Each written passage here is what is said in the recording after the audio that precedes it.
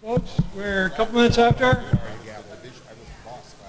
I hate to be the one to always break up a really good social meeting that's going on. I think maybe we ought to just hold these more often so you folks can all get together and chat. It seems like it's a lot of fun. Today's workshop is, you have an agenda. It's confused because it says workshop on it. We're actually having a forum today, a community forum. But we did a lot of cut and paste last night about 8 o'clock, and someone missed that. And we don't have a meeting, so we won't adjourn it, and we won't be saluting the flag. I want to do a little bit of an overview, the first item on the agenda of the forum. Firstly, we're engaged in the first phase of a process that we began in April. A process that will continue for the rest of the year until at least November. And the process that we're following is to allow the board to make a decision on what to do with the major buildings of the association, which is this facility we're sitting in and the Hartman facility on Hartman Road. The purpose of today's meeting is to obtain some direction from the board about where they want to go with the next phase of the project, which is taking some conceptual ideas and doing some preliminary design work on those. Now, we've already had 3 meetings on this topic, and we took about 8 hours to conduct those meetings. And we had hundreds of questions and comments from members of the association. The board has actually received some great input from the members. We've actually taken some of the suggestions that came in from the meetings, and we've incorporated those into the design process. So as these designs have evolved, that input from the members has been captured and placed into the designs. Secondly, we've actually changed the process a couple of times because of comments that were made by members. A good example is we added a replacement option for this building, which we did not originally have in the process. But this is the board's meeting. We will allow member questions and comments, but only at the end of the meeting if time is available. The board has patiently listened to all your comments, all your questions, and now they need some time. They did not get adequate time at the last meeting to fully explore the options available to them, and they need to have time to make this important discussion. However, we will have cards available, and so those of you who do have a comment or question and either do not want to wait till the end of the meeting, or you're concerned that we may run out of time and we wouldn't be able to get to everybody's comments, can fill out the card, and we will endeavor to respond to all the questions, place those responses and the question on our website, along with the member input from the other meetings. So that's how we're going to try to do this. We can't do another 3.5-hour meeting today with the board getting 15 minutes to talk about something that's going to be influencing the community for 50 years. So we have a little bit different structure today. Okay, the last thing I want to do before we get started is to make a personal plea. And I'd like you to focus at the task at hand and tone down the negativity. Now, remember these rumors. Remember these rumors. First of all, we were going to have special assessments that the board was going to assess every property owner in the amount of $4,000 to $8,000. Remember that? Okay, guess what? The board can only assess $120. Okay, the next rumor that we had going around was that people are going to lose their houses if the association borrowed money and defaulted on the loan. Turns out that's not the case either, because no real property, either private or association owned, is collateral on a loan that the association would be taking out. The next rumor was we're going to have to move from the community because assessments are going to get so high we're not going to be able to afford to live here. Now this rumor is actually being fanned by a number of people currently, and they have a bunch of really ludicrous assessment scenarios that are being circulated in the community.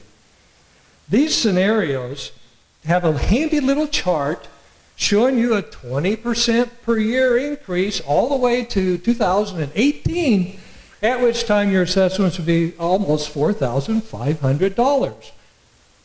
Now, we have done months of careful financial analysis, which was presented to the community, and we have shown that this community is capable of doing a $6 million to $8 million project with no changes in our current budget allocations. Okay? The second thing is this 20% increase is only the maximum allowed by state law. It's not needed to do the project. It's absolutely not needed, and recent history shows that the board's actions regarding assessments have been very prudent. The last 5 years, there's been one assessment increase of 2%. Sure, the board had the legal right to increase the assessments 20% over the last 5 years. They did not do so. Believe me, this board spends an hour to an hour and a half after every single board member dealing with member assessments, payment plans, court actions, a lot of issues. They understand the people in the community who have financial issues. So if you want a board bash, pick out a different topic, because that one doesn't, what do they say? That dog doesn't hunt. Okay. Now I'm also curious about these folks that have this lovely chart about how they know what a board member in 2018 is going to be thinking about assessments when some of those board members aren't even on the board at this point in time. So take that for what it is. It's an attempt to get you afraid. We also have one other issue, which... How much is it going to cost? What did I say? I don't care what you have to say. I live here, you work Did for you me, come- and so does the stamp Hey, board. did- They work for us, and you work for me. We pay you the money. Did you We come to want last to know meeting? how much it is. Did you come to last meeting? Yeah, I come to all your meetings, and I find out every time I come here, you do not want us to say a word. You tell us to shut up, basically, so the board can talk today. We're getting fed up with this. You are, but other members... You're talking anybody that questions your Mr. ideas. Server, this is not acceptable. Absolutely pathetic. Then I offer you an option to leave. No, I'm staying right. Then I offer you an option to sit down. I give you an option to sit down. Okay, Give now, us an option to let us get on with the meeting and listen to the facts so that you can get what I'm you not want. hearing facts. Well, I'm hearing you're not hearing what you want to hear. These are all lies. Hey, sit down. You're going to hear a lot of garbage. Let me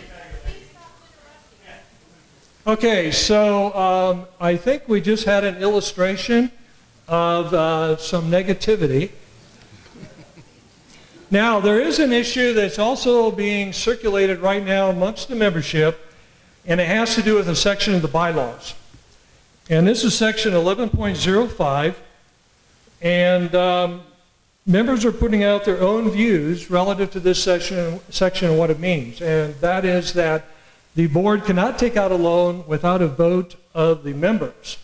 And that is true in certain circumstances, but it's not true in other circumstances.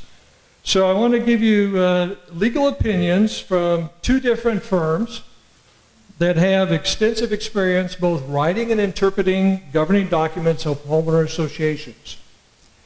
This first opinion was given in 1998, and that was the time the board borrowed $2 million to rebuild the roads.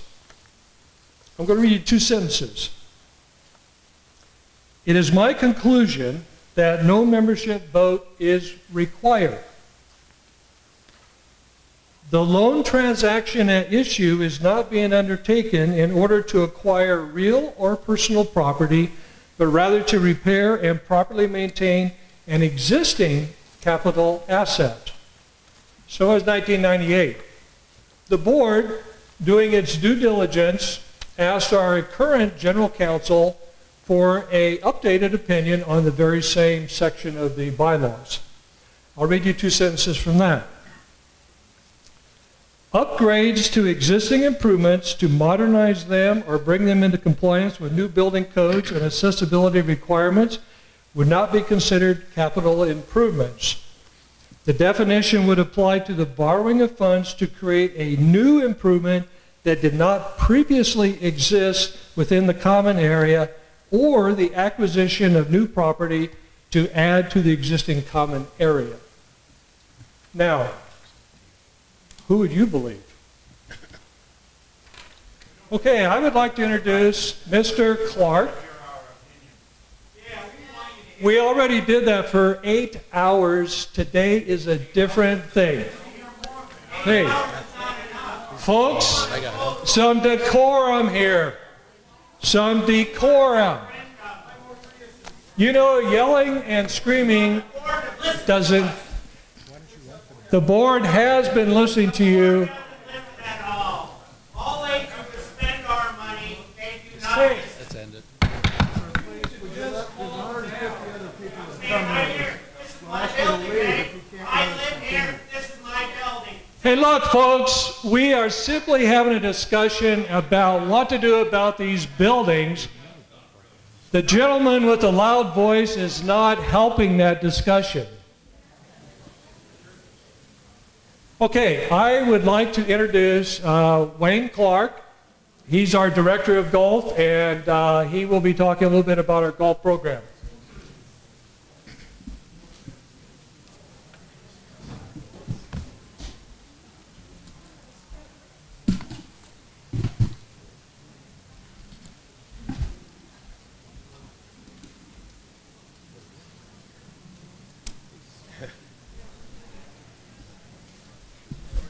That's right.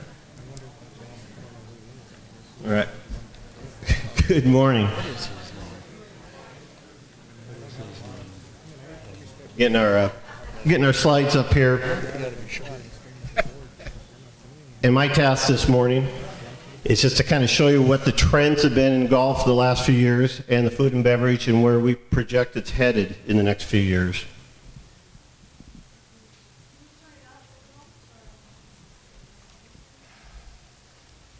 Yes, as soon as we get the slides going here, we'll get things started. Can you hear that? Yeah.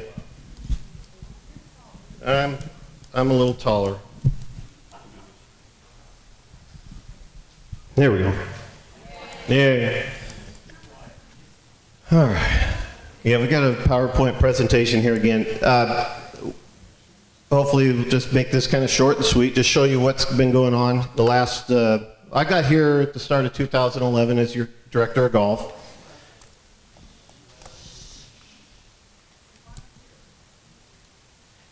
And it's been great living here. We've really enjoyed it, and watching the golf community grow here. And we'll show you some numbers here and some charts here in half a second. But you know, obviously the word is that golf has been kind of a dying sport over the past few years. It's a game that's been around for about 500 or 600 years, and yeah, there we go. There's a little focus. And somewhere, yeah, in the 1990s, it was a great idea to build a golf course with every real estate that was out there for a while, and there was no doubt that the inventory of golf courses finally caught up with the number of golfers out there. And the golf industry started suffering a little bit in the late 2000s. And it experienced the first time ever, I think 2009 was the first year ever that it actually closed more courses than opened. That trend did drop for a few years in a row. Here at Hidden Valley Lake, 2010 was probably the low mark that we'll see here on the charts here. But we've been making some gains here. So, but actually, we're going to start off with the food and beverage operation. I think. I don't have. Oh, do I? I'm a high-tech guy, so this will. Let's see here. There we go. We're going to start with the other side of the building, talk about golf at the end, but what the food and beverage operations has been doing over the past few years, and it also, about 2009 was kind of the low point as far as sales and where that was headed. That was kind of the height of the decline in the economy. But since 2009, it has been experienced positive growth as far as sales. 2010 was still probably one of the worst years it's had for net revenue, but starting in 2011, our sales have been definitely increasing at a pretty good rate. The first year I was here, we had the net sales up by 9.2%. Beginning of last year is when we brought Wayne McMurray in. I mean, that first year we went through 3 different managers. It was a tough learning year with that restaurant, what to do with it. And then we brought Wayne McMurray in at the beginning of 2012, and it had a huge impact, a 16.5% increase, which it'd be hard to find any restaurant operation around that sees that kind of increase. And then even this year, we're still projecting at this point to have a nice little increase of about 2.6%. That's right. We're going to see that. We're going to see that. Oh, I went the wrong way. Coming back to this slide here. That's what our revenues have been doing over the past few years. You see the low there, about 2008, 9, and we're heading up. In fact, this year and last year and this year, we're headed to numbers that this association has never seen as far as gross sales. Yeah, in the 2010 was, I think the net profit was its low at 275 deficit, and last year we were at 115, so deficit, yep.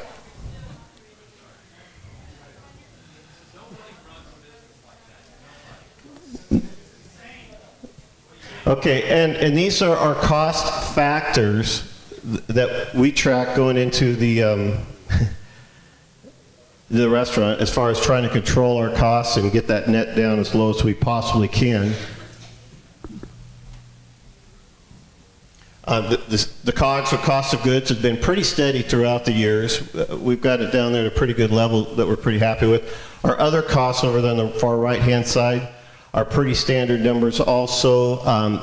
A little bit deceptive because over the last couple of years there's been a lot of maintenance that hasn't been done on that building that needs to be done that would have added to those costs. Eventually that's going to be catching up to us. And the labor was a big elephant in the closet that we've been kind of working on. We've been getting it down there. We've already lowered it by 14% from where it was, and it's a number that it's tough to control when we do events up here, and it costs us twice the number of staff to do food events here instead of down in one facility there. So, because we have to keep the restaurant open when we do an event up here, and it, double the dishwashers, double the bartenders, double the servers. That one building would be able to control. Okay. So currently, the restaurant is used for these purposes right here. I mean, we are a casual dining restaurant. We're open 7 days a week for breakfast, lunch, and dinner. Obviously, that adds a lot of cost to it, and it gets to the million-dollar question of whether this is a business or an amenity. Shutting down at different times would make a lot of members that aren't hearing so loud very unhappy that use that restaurant all the time. Whether it's cost efficient, that's the million-dollar question. Probably not. We also, our operation hosts a lot of events. We have our golf groups, people that come in specifically for golf. When we do special events in the Greenview room, about 47% of those have been golf groups. The barbecue area, obviously, is mostly all golf groups that have their big events out there. And up here at the community center, about 15% of all the events that we've hosted here in the community center have been golf related. We also do a lot of functions for the association out of the buildings with food and beverage, and then a lot of other special events like weddings and anniversaries, birthdays, business meetings, things like that. Mulligan's is definitely a local watering hole. I mean, there's a lot of people that live in this community that use that kind of almost as their living room, their kitchen. They're down there every day, and you see the same people, and they spend a lot of money down there. And then golfers, as far as the service for the golf operations, we've estimated somewhere, it's in the 30 to 35% range of all of our food and beverage sales, which are going to be real close to about $1 million this year. about 30 to 35% of that comes from golfers. So our projections going on, if we keep the steady increase of about 2 to 3% in the existing building, shows that top line up there, and the assessments are going to that have to subsidize that. It's a pretty flat line there too, because of the limitations we have in that building. It's a very ineffective kitchen to be running the size of operation that we're doing, and if we continue to do events up here, it's going to continue to cost this association.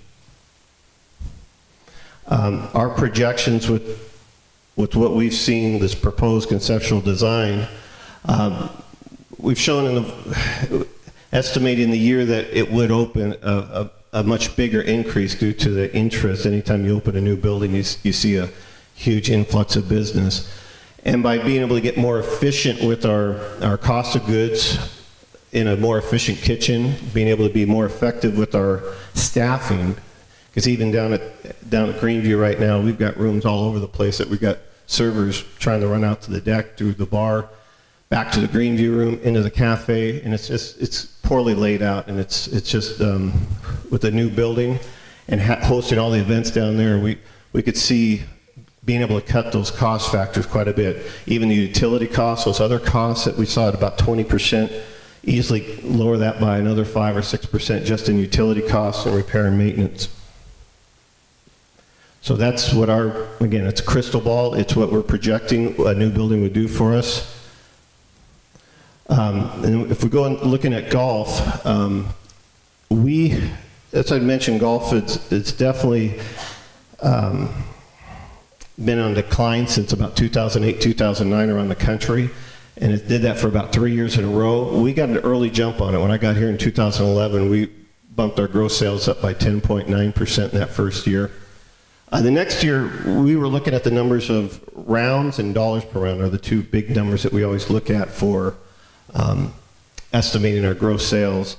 And at the time, we felt like our rounds being just under 30,000 weren't enough after that first year. We still need to get more people here because it has a huge influence on the restaurant, which we saw in 2012.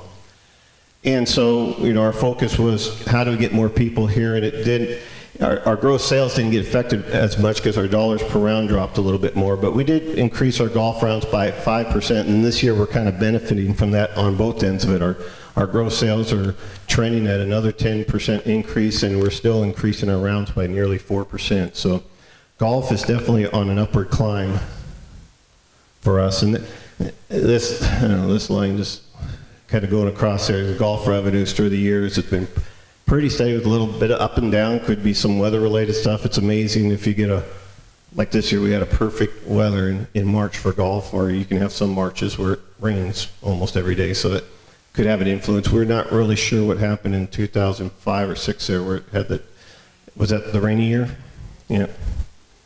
I was probably in Seattle with an umbrella up at that time, so. Yeah, so, if it was normal weather that year, you'd probably seen a straight line, but then there's that big downhill slide that probably mirrors what you see with the national economy. I mean, it's not that people have lost an interest in golf. This game has been around, like I said, for 500-600 years. It's not going anywhere. Golf viewership on TV is at an all-time high. It's just that obviously there are people that were out of work, and discretionary spending is not there, and so golf is one of those things that got cut off. But we got that line headed back up in the right direction. That's a good thing, and we hope that will continue for us. And the assumptions we're making as far as our projections, our assumptions, it's a newer building that they propose won't have as big of an effect on golf as it would the food and beverage sales, but it still would have somewhat of an effect. 3% is what we're projecting. It's a nicer golf shop, definitely is going to help us sell more merchandise. That proposed change of the driving range would definitely bump up range sales. And bringing groups up here to Hidden Valley Lake County is definitely an easier task with nicer facilities to bring groups. Our stay and play groups and some of the outside events that we've been bringing in lately, they do rely on that. Golf course maintenance is a big expense, and it's not going to be affected one way or the other by a building.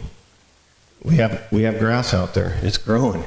And a couple of years ago, they tried to cut some of that expense out by not mowing certain areas, and it was like the world was coming to an end for the people that lived on that golf course, because they paid to live here on a golf course that's well maintained, and it adds value to this facility. This is a golf community. It was built around the golf course, and without that golf course maintained in the proper manner, it takes away the value of this facility or this association. Our growth strategies in golf have always, well, not always, but these are 6 key areas that we've been looking at, and the stay and play package and the relationship we have with Twin Pine has been growing like crazy. We've already done over $25,000 in stay and play revenue just this year up to this point. We get all kinds of groups in. We started this at the end of 2011. We've been getting many groups from the Bay Area coming up here and booking for the next year, and they keep growing.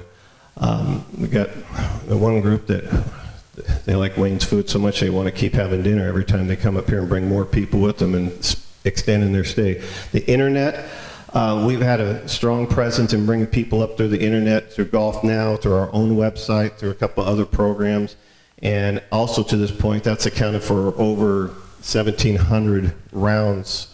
I was just looking at the numbers this morning I wrote down. 1,700 rounds of golf through the internet, and a good percentage of those are not from Lake County. The lesson program just keeps continuing to grow. Our beginner classes, I'm a pretty busy guy out there on that driving range trying to even help guys like, it's a tough task sometimes.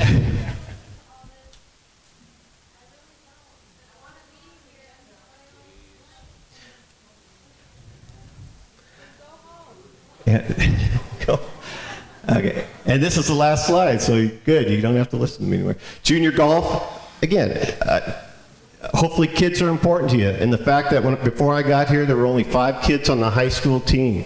We had 16 turnout this last year. We've had 3 junior camps this year. We have a junior team that plays throughout the summer. They've traveled to 8 different events this year, and we've got a lot of kids playing this game. So hopefully that is important to you. And our strategy is, to keep increasing our dollars per round and seeing ways that we can decrease the complimentary rounds that we throw out there that will also help our dollars per round. These are projections. It shows what if we stay in the existing facility, what our revenues are, what the assessments towards the golf operations would be. They would also be steadily climbing as the cost of watering and maintenance and all that stuff continues to rise. With that 3% increase in revenue that we projected just with the new facility, new operations, that line's a little steeper, which also drives that bottom line down a little bit more. The assessment line starts going the other direction for us. And that's all I've got.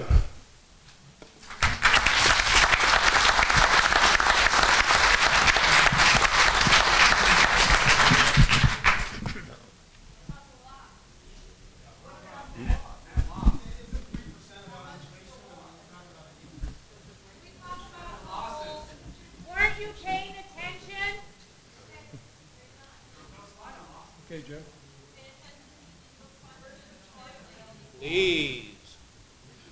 Please, hold questions till the end.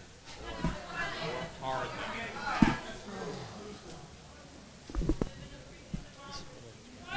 Okay, I'd like to point out that both the Waynes have done awesome work for you.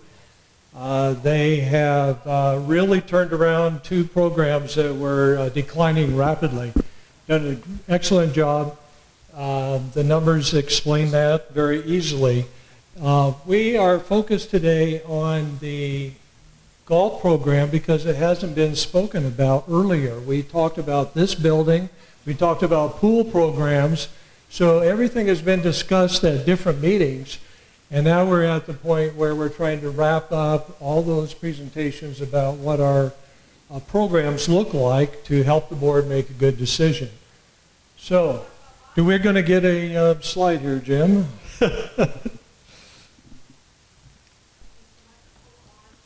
I'd like to point out something about amenities. You know, we have a lot of amenities in this community, and I had a director up at Sun River, and his name was Frank Brocker, and occasionally Frank would have someone come up and say, I don't know why we're spending money on that stinking swimming pool. I never swim, and why are you guys spending that money?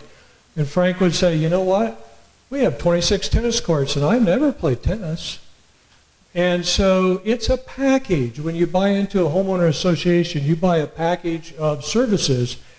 And I want to point out that we spend about $3.4 million a year maintaining the amenities that this community enjoys, all the amenities this community enjoys.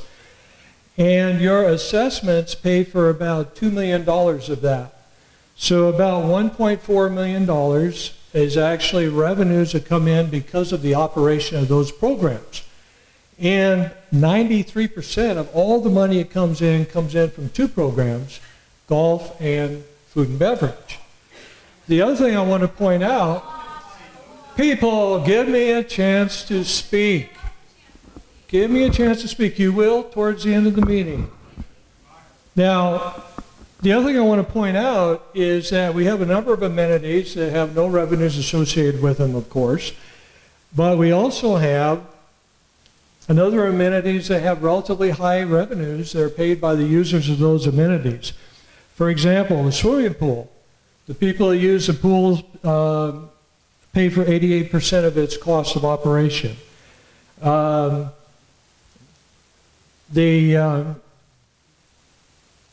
No, I said that backwards. Okay, for the swimming pool, the assessments pay 88% of the operation. For the lake and marina, the assessments pay 85% of the operation. For the campground, it's about 50%. For our events and recreational programs, it's about 90%. So really, we really have two programs that the assessment percentage is very, very low. One of those is food and beverage, where the assessments pay for about 15% of the operating costs, and the other is the equestrian center. Many years on the equestrian center, we actually break even. In 2012, assessments covered 15% of the cost of operating that facility. The golf course, it's about 46% of the cost of operating that facility is from assessments. So we actually have a pretty awesome package of amenities here for a community. And I know not all of you use those, and I know that in the past it's been one of those deals where people are only interested in their individual amenity. Ask the tennis players, the lap swimmers, they're very passionate about their amenities. The lake folks, very passionate. But that package that we have is something that the board has to balance where we're going to spend the monies, which we're going to talk about some options right now. Remember what I said, we're trying to, Jim, if you, oh, do I have it? Oh, thanks. Okay. The board began this process in 2007, trying to figure out what to do with the major assets owned by the association. Not all the major assets. We have 4 major assets. We have the office building, we have this facility, the community center, we have the golf and restaurant facility, the Hardman facility, and we have our road system. Okay. Now, the board has consistently said since last fall, when they started this process, that do nothing was not an option. We've been doing nothing now for the better part of a decade, and continuing to do that is just not viable without some substantial degradation of the building. So we need to do something. The board's trying to determine what that best course of action is. Okay, so our as-is option is basically to operate these buildings as they currently are. So there would be no changes in the function of the buildings. Whoops, go back. There'd be minimal improvements in energy efficiency. There would be quite a few missed opportunities for making some enhancements to the facilities and the sites that they're located on. And we still would have to address either a building replacement or a building remodel at some time in the future.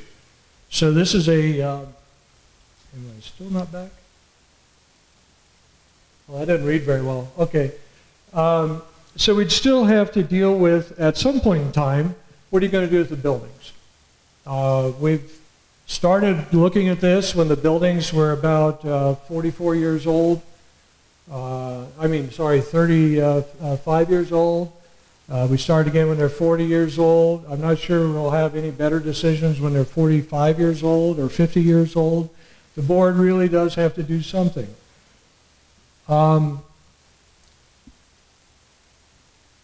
If we do decide to operate the buildings as they are, we are going to have to spend some money.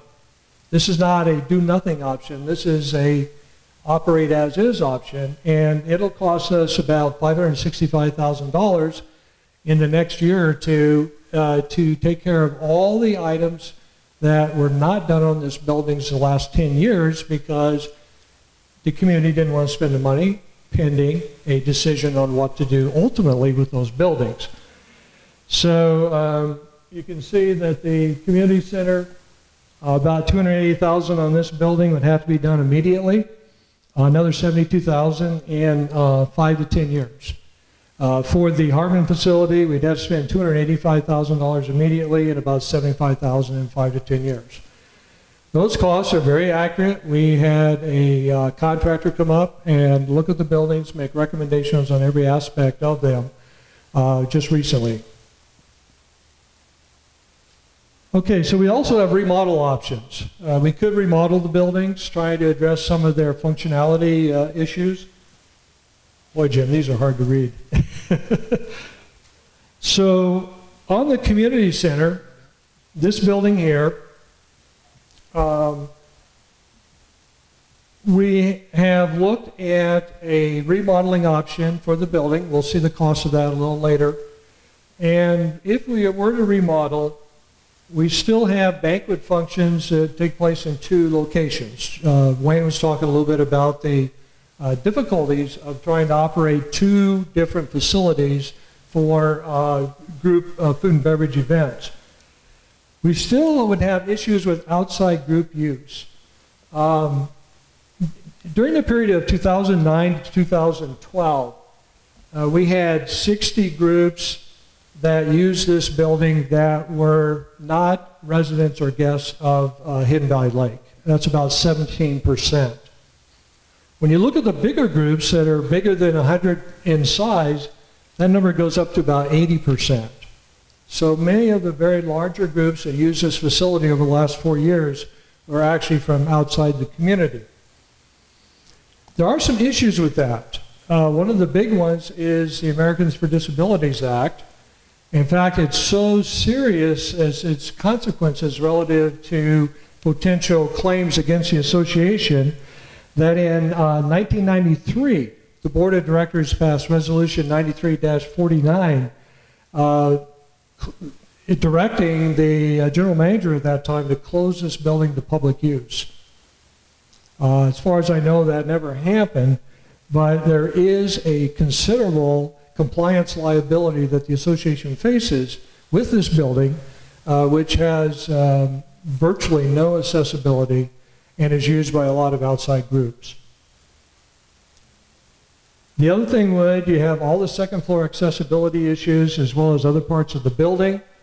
If you did remodel, you would have duplication of restroom facilities, and you have higher unit costs for remodeling than new construction. In this particular case, the overall costs are higher as well. Okay. Now, the Hartman facility, we just recently added looking at remodeling to the game plan here of doing due diligence. As it turned out, the architects had told us that we probably were wasting our money were correct. This is going to be a difficult facility to make a silk purse out of. There are some positives of remodeling, however, that would make the building work better.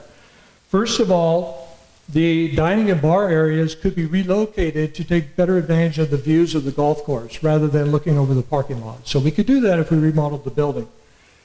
We could also configure the meeting space, the Greenview room, to be more usable.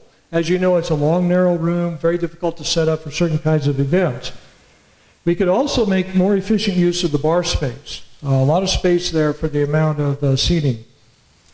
Lastly, we could design that remodel so that we could combine the Greenview room and the cafe to accommodate some of the larger groups.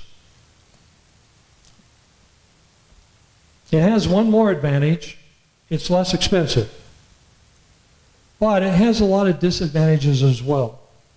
First of all, we're probably going to have to close the facility during construction. So all the momentum that Wayne was talking about here, both in food and beverage and golf, is likely to be lost. We're probably likely to lose some key employees during a long shutdown period of time. So that's a real issue the board's going to have to wrestle with if they decide to remodel. The next thing is the kitchen remains too small. I'll talk about it in a minute, but the kitchen is only 500 square feet. And if we actually remodel the building, we're going to have real serious issues of loss of storage space in the kitchen area. I'll talk about that in a minute. The other thing is the parking lot remains too small. Golf carts are still staged in your prime view corridor. The golf cart and vehicular traffic is still in conflict as it moves around the site, and we have had accidents. The driving range remains too short, and the balls from that driving range tend to go over into the mailbox area. The cart barn remains too small. Many of you have never seen the inside of that building, but we're talking about inches between our fleet carts. And we have another problem, which is when we replace those carts next time, what are we going to do about the fact that we'll probably have electric carts versus gasoline carts? And there's no possibility of adding additional tennis courts if we remodel the existing building because we can't give up any of those parking stalls. So those are the problems with that. Now I want to tell you a story.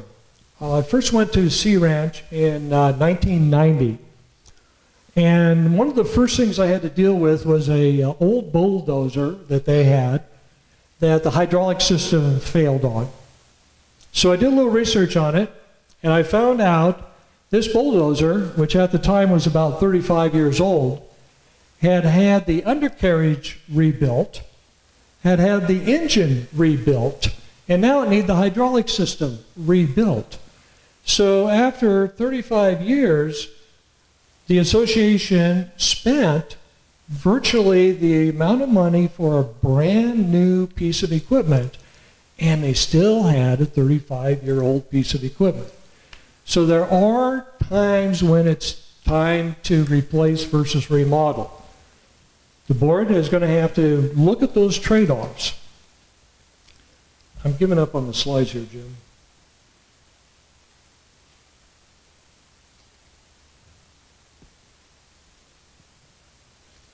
Okay, we've also looked.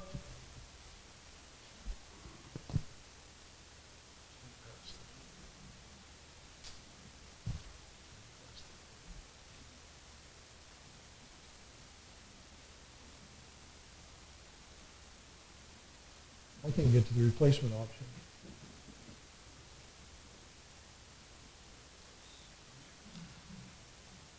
Did you try the keys on the machine? Okay, we also have looked at replacement options for both buildings. And for the community center, the replacement option does have some attributes. First of all, we could expand the pool space and we could enhance the recreational opportunities that are available at the pool. We could also design the access to the pool for off-hours use and year-round utilization. If we had a replacement building, it would be purpose designed for recreational activities. We would have adequate space for most member groups and clubs. The replacement design that's on the back of your agendas shows a scheme for building a new building on this site. And it has two spaces. that would accommodate 40 to 50 people each, depending on whether they're sitting in chairs like this or sitting at tables for various activities. Still would have a teen center and a game room. And if in the future those activities weren't happening, those rooms could be repurposed for other uses. One of the things about remodeling is you always have to make compromises because you have to deal within the existing structural limitations of the facility. So if you build a new facility, it of necessity is more efficient utilizing the space. The other thing about building a new building when it comes to remodeling this particular building is not only is the new building have a lower unit cost for construction, but a lower overall cost. Now in the Hartman facility, if we were to remodel that, the building could be relocated to a prime view site, which it currently doesn't have, of course. I think it would have a substantial upgrade to the community image. And I know a lot of people don't believe there's a linkage between a golf course and property values, but I find it curious that 40% of all the courses built in the 1990s were built by developers trying to increase property values of land that they wish to sell. So they sold millions and millions of dollars building golf courses. So there's a linkage. It's just hard to figure out exactly what it is. Also, if we were to do a relocation and new building at the golf facility, we could probably utilize the property better. No, I'm giving up on those. They're too hard to read. I know, too hard to read. So the other thing we could do with a new building that we've already seen is almost impossible to do with a remodel is we could create a banquet meeting space that was flexible enough to accommodate all the community activities. When Wayne said that the golfers use about 30 to 40% of the use of the Greenview room, what he was really saying is that the community uses 60 to 70% of the Greenview room for its own activities. That could certainly be enhanced. You could have seating in the room for up to 96 people in a banquet setting. You could go up to 120 people in a meeting like this in that one room. That room also could be divided to two smaller groups that could utilize it at half of those numbers. And the design that we are currently looking at would allow us to combine the meeting room and the cafe space, utilize the bar seating area for food service when we have those rare large events. In that case, we could seat in banquet 152 people. And we could seat in a meeting like this up to 200 people. So the existing building that we're talking about actually would accommodate the needs of this association and its members a long time into the future. The other thing is we could have a properly sized kitchen to support the cafe and event use. Currently we have a 500 square foot kitchen, and the new building would be 1,450 square feet, which is about the size of this kitchen right here. So improved event space outdoors, possibility of adding additional tennis courts, relocation and a longer driving range with more stations, expanded practice area, a larger cart barn to accommodate both our own fleet and private carts, safer cart and pedestrian circulation throughout the site, and adequate parking. So those are things you can get with a new project that you can't get with a remodel. So those are the trade-offs that the board needs to consider on that. Okay, now I do want the slide that has the numbers, which are also in the handout. Can I get it? Okay.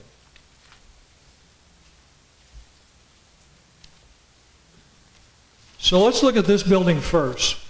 We looked at remodel option as one of the first tasks that we did in this design process. We spent a long time talking about the community center, how it works, what the problems are, and we designed a 9,755 square foot building, and which is this building plus a small amount of addition. and that cost was $3.3 million. That's about $330 a square foot. We also then said, that's a lot of money. Could we do this in phasing? So we did a first phase of 4,700 square feet. That's the existing footprint at the lower level, plus a 600-foot addition, plus the utilization of this part of the building right here. And what you get for that is pool improvements, including year-round use, recreation multi-purpose rooms. There would be 2 rooms, about 990 square foot total. You get a teen center and a game room, brand new showers and locker rooms, and the pool offices and snack bar, which can be utilized by people outside and inside the pool enclosure. So that phase 1 could be done at a cost of $1.9 million.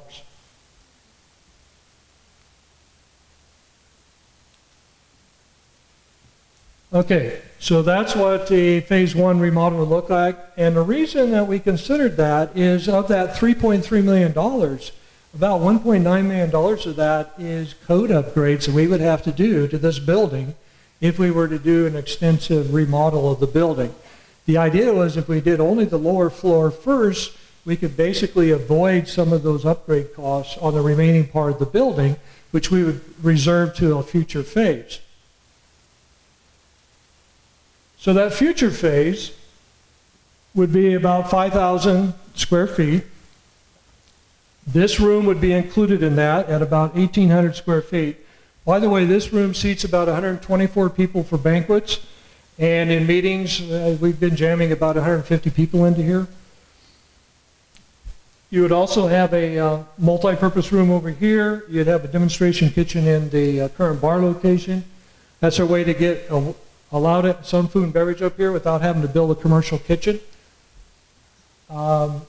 You'd also have a fitness center of about 900 square feet. Of course, you have to add the upstairs restrooms, and you also have to add an elevator. So that project would cost about $1.8 million.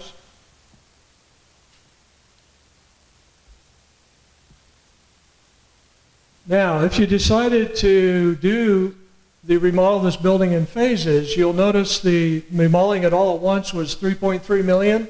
If you remodel in phases, it's $3.7 million. That doesn't deal with future construction cost increase.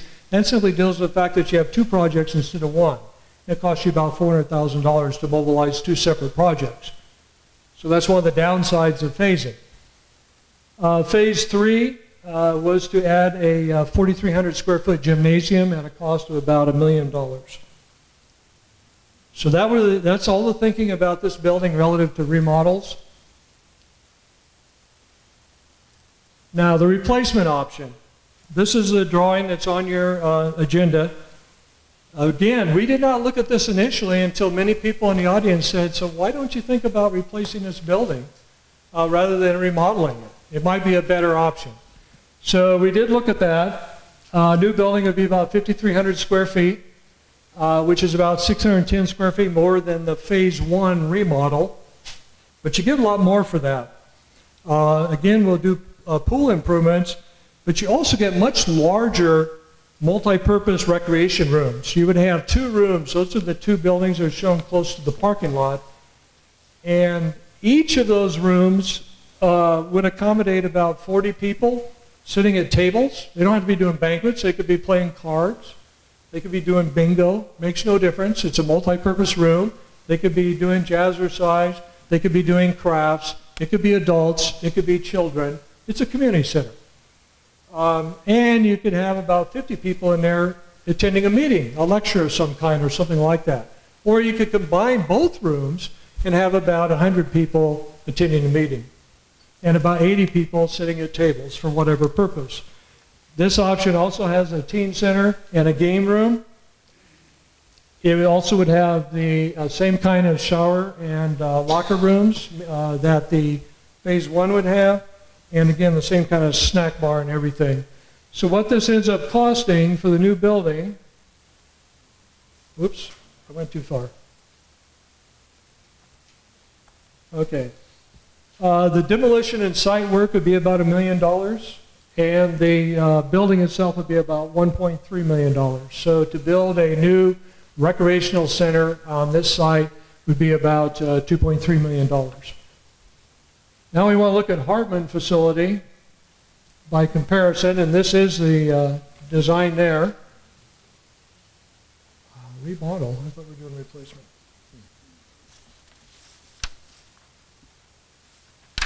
Oh, we are doing this, right.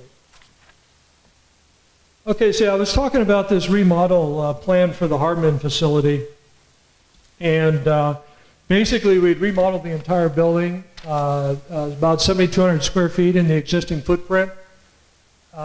It would, like I said, allow combined seating between the cafe and the meeting room. But we have a real problem with the fact that the kitchen stays at 500 square feet and loses 300 square feet of the storage it currently has. So it becomes more and more difficult to operate food and beverage in there. Remodeling that building, as I said before, is about $2.4 million, but it has all those things that it doesn't do, so that has to be part of the trade-off. If we replace the Hartman facility, and this was a design you saw in the July 13 forum, and again, there was a very, very long discussion of this design, a lot of suggestions on making some changes to it. Originally, we were looking at a building that was about 20,000 square feet, 14,000 on the main floor and about 6,000 on the lower floor. Building was going to cost about $4.8 million. It's about $238 a square foot. Not a bad number. Site work of about $1.8 million. It had to be all brand new parking, utilities, everything else. Some revisions to the golf course to allow the building to be relocated at about $500,000, and 2 additional tennis courts. So we looked about 7.4. It's a lot of money. So we started looking at what could we do, and the first thing was, you know what? We could have a cart barn at grade and not in the basement. That would save about $500,000 off the cost of the building. So now the building would be about $3.8 million. And the square footage would be just under 12,000 square feet. Again, the site work and everything else remains the same. You end up with a project of about $6.4 million. You also avoid the cost of the members' cart barn, which you could incorporate into the new one. So the whole thing nets out to about $5.7 million. Now, the board also kicked around the ideas of some additional deductions or things that could be phased into the future. That was part of that discussion, which I'm reporting to you. So I want to conclude this with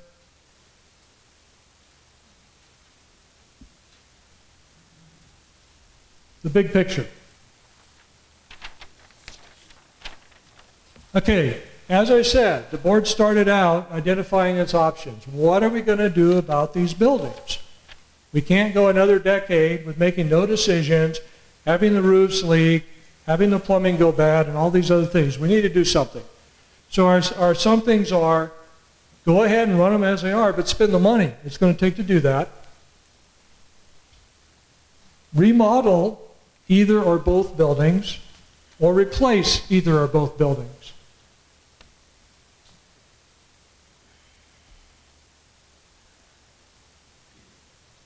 Okay, so let's talk a little bit about the project scope.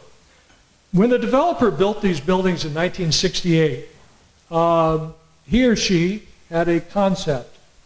The concept was this would be the social place for the community. This is where social events would happen. So you have a banquet room, which you're standing in, which seats 124. You have a full kitchen, which is 1,250 feet. You have a full bar. You have a dance floor. So that was the concept of what this building would function as.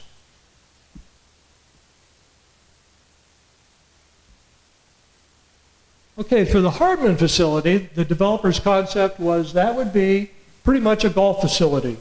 You had a very small pro shop about 300 square feet, which was basically where you start people on the course. You had a snack bar of about 800 square feet, which we currently call the cafe. You had a dining room of about 1,200 square feet, which we call the Greenview room, and that seats about 56 people. And you had a mini kitchen of 500 square feet to service those.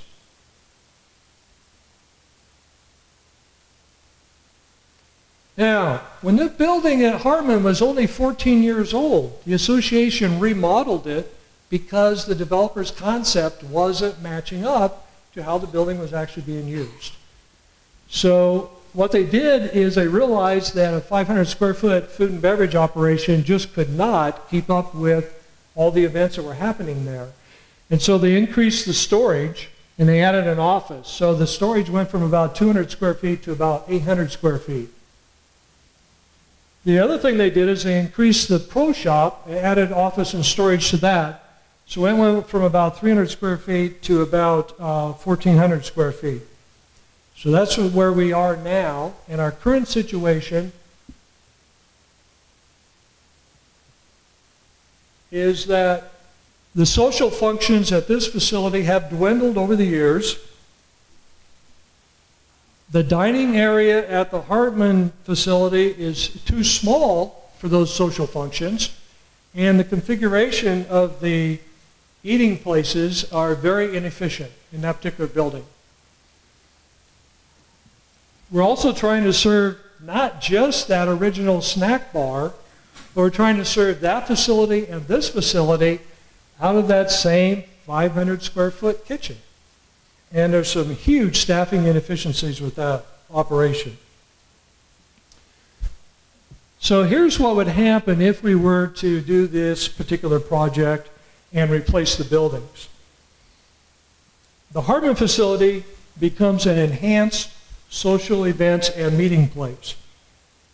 For your normal events, you would have these two rooms that can be combined or used individually.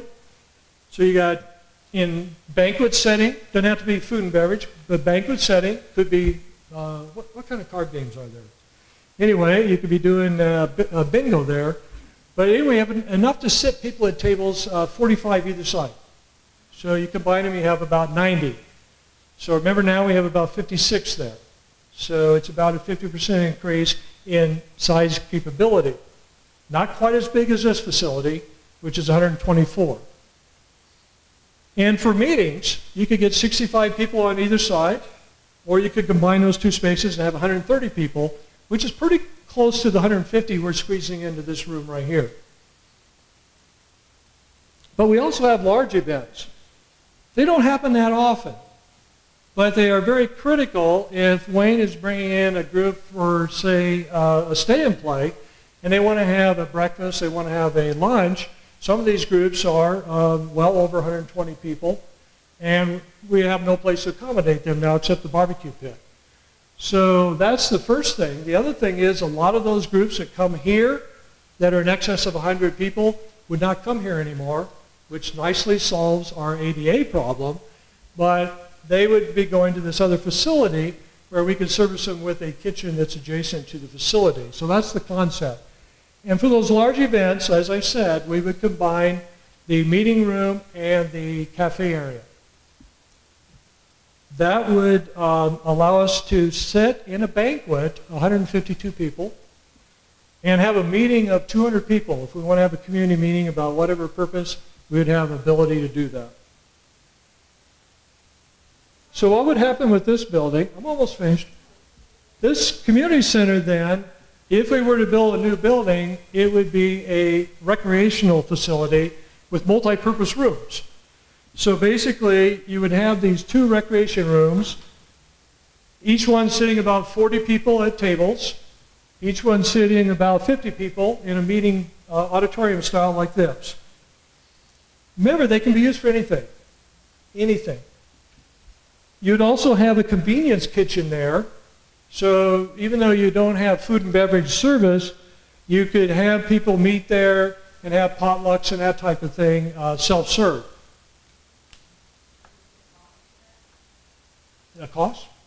Yeah, I mentioned that one would be about $2.3 million. Oh, we're talking about buildings today, not operational issues, but it's an issue the board had to deal with. Okay, hold on. Okay, I want to go back and point one thing out.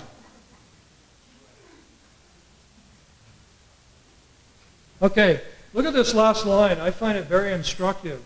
When the developer put together this community, the developer built 2 facilities, this facility and the Hartman facility. The combined square footage of those facilities is 16,100 square feet. If we were to replace both facilities, the combined square footage would be 17,310 square feet. So as you see, we're not adding a lot of extra building space. What we're doing is repositioning the functions in those 2 spaces. So we're really talking about an increase of only about 7.5% in square footage. Now, I want to talk about project affordability because some of you may not have been here when we had a long discussion about this. Okay, we can afford a project in the $6 to $8 million range within our existing budgets. We've been putting money away ever since 2007 to do something with these buildings. We have roughly $3 million in the bank to utilize. If we were to borrow $3 to $4 million, the debt service on that is within the existing contribution that goes to our capital improvements fund. So no change in what we're currently doing. That can be done. That can be done. My own personal feeling is $6 to $7 million is a better target range than 8. And the reason for that is your debt service is a really reasonable part of your overall budget. It'd be about 4.5 to 6% of your budget. The second reason for that is after you fund your debt service out of your current contributions to your capital improvements fund, you would still have money left over, around $100,000 to $230,000 to use on other projects. Because you don't want to have to freeze all your projects for 10 years while you're paying off the debt for the 2 buildings, because other things are going to come up that people are going to want to do. So if you don't go to the $8 million, which does use up all that money, and you go with the $6 million project, you get about $30,000 a year still going into the capital improvements fund. If you do a $7 million project, you get about $100,000 a year going into the capital improvements fund. So there's your issues there. The other thing about this is that each of these projects fits in that projected range. Each of these projects fits in that projected range. The community center project is about $1.9 million to $3.3 million, depending on if you do phase remodel versus full remodel versus a new facility. They all sit in that range of costs. If you're going to do a Hartman facility project, that's sitting in the range of about $5.7 to $6.4 million, again, within that range. Now, where do we go forward with this?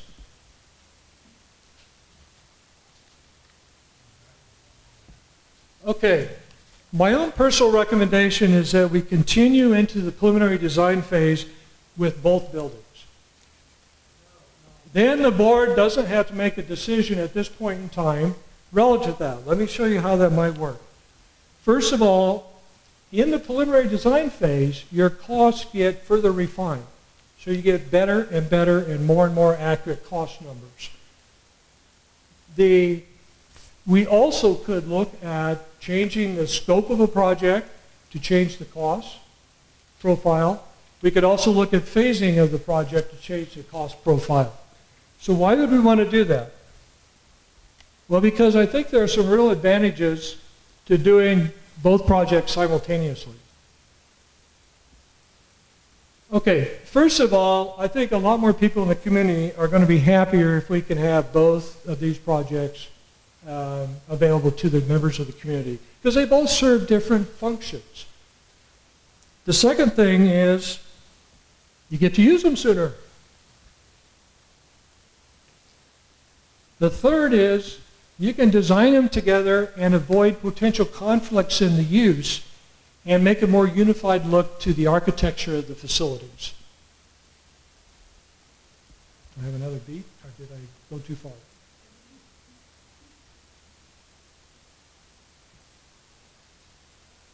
Okay. You have an opportunity to borrow funds if you're going to borrow funds to finance the projects at historically low rates.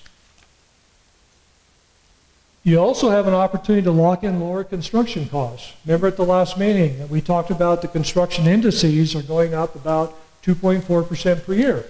So the numbers I showed you today are what it costs in today's dollars.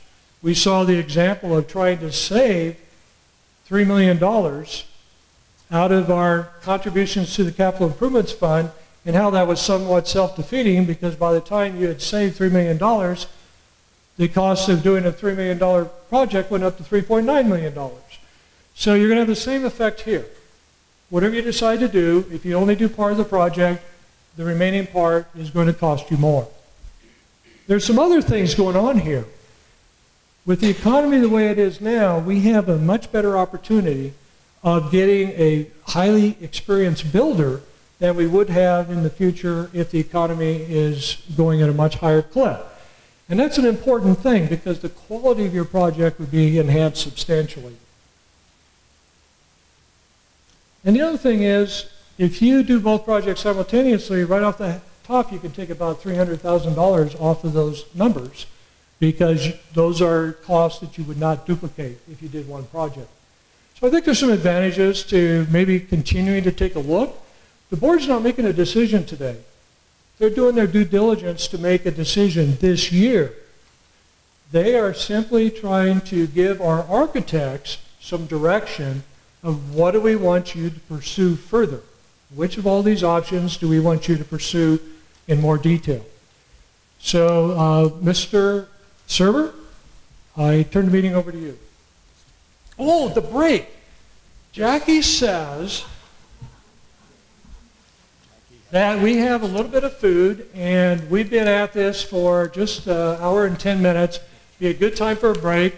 Go in there and have, it's in the dance floor like it was last time, and we'll come back in 7.5 minutes.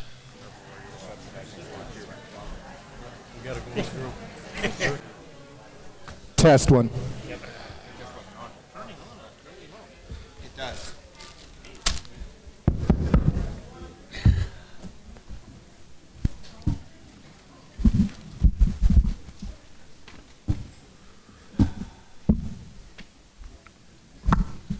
Okay, folks, thanks for coming back. This portion of time, the board is going to discuss some of the alternatives. We've already had one discussion at the, I believe it was the July 25th forum or workshop. And that was our first open discussion, our first discussion of any kind regarding the project. Now we're going to have some further discussion based on some of the latest alternatives, as we've just looked at the remodel plan for the Hartman facility, and we've looked at a potential replacement plan for the community center. So I'm not sure. Pardon me? Okay.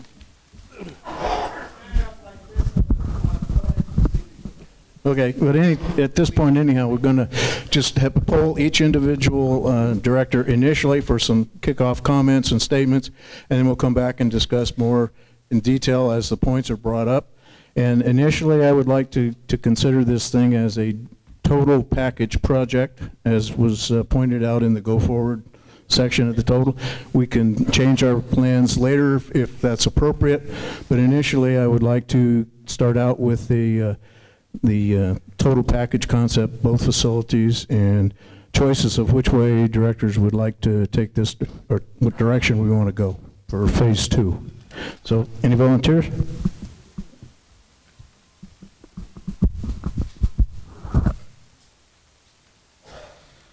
Thank you. As I look at this and look at each one of the components of it, as much as I think this is an absolutely beautiful building, I think that the association is going to be way ahead if we do go ahead with the replacement of both buildings. I think it's going to better serve the community. It's going to make the staff more efficient. It's going to open up avenues to try and increase revenues and reduce subsidies. I don't want to get exorbitant with it. I am absolutely not in favor of trying to build a facility that's going to handle a 200 people banquet to serve the outside community. We're not here to serve the outside community. We're here to serve the community of HVLA. So we, our first thought is what are the needs of the people here? And then if we have these facilities and we can do things for the outside community and cut some of our costs, I'm in favor of that. And as I look at it, one of the things that I looked at were the numbers about replacing the swimming pool or just refurbishing it. And when I was in the repair industry, one of the rules of thumb we always used was if it costs more than 50 cents to replace it, or 50% to fix something than to replace it, you're better off replacing it. And that's what it looks like with the swimming pool. I think that's what it looks like with the building we have here. So I think we're much better off going with down the replacement road. I think we have to be very prudent in how we do this. If we're going to save money by doing the things either consecutively or sequentially, this needs to be looked at. We definitely need to watch our dollars on this because we're spending a lot of dollars. We realize that, and it's something this board is very conscious of. We're not just willy-nilly spending money. We're not trying to build the Taj Mahal. We're trying to build or refurbish these buildings and get to the community something that's going to last a long time, that is going to serve their needs. And I've got some definite ideas on different things that have been proposed to us, and that I'm not going into details now, but I think replacement is the road we need to take. We need to look at it very carefully. I don't want to overbuild, but I want to be able to satisfy your requirements, what you want, what you expect from the community. We have these amenities, they're your amenities, and so we want you to be able to use them and enjoy them.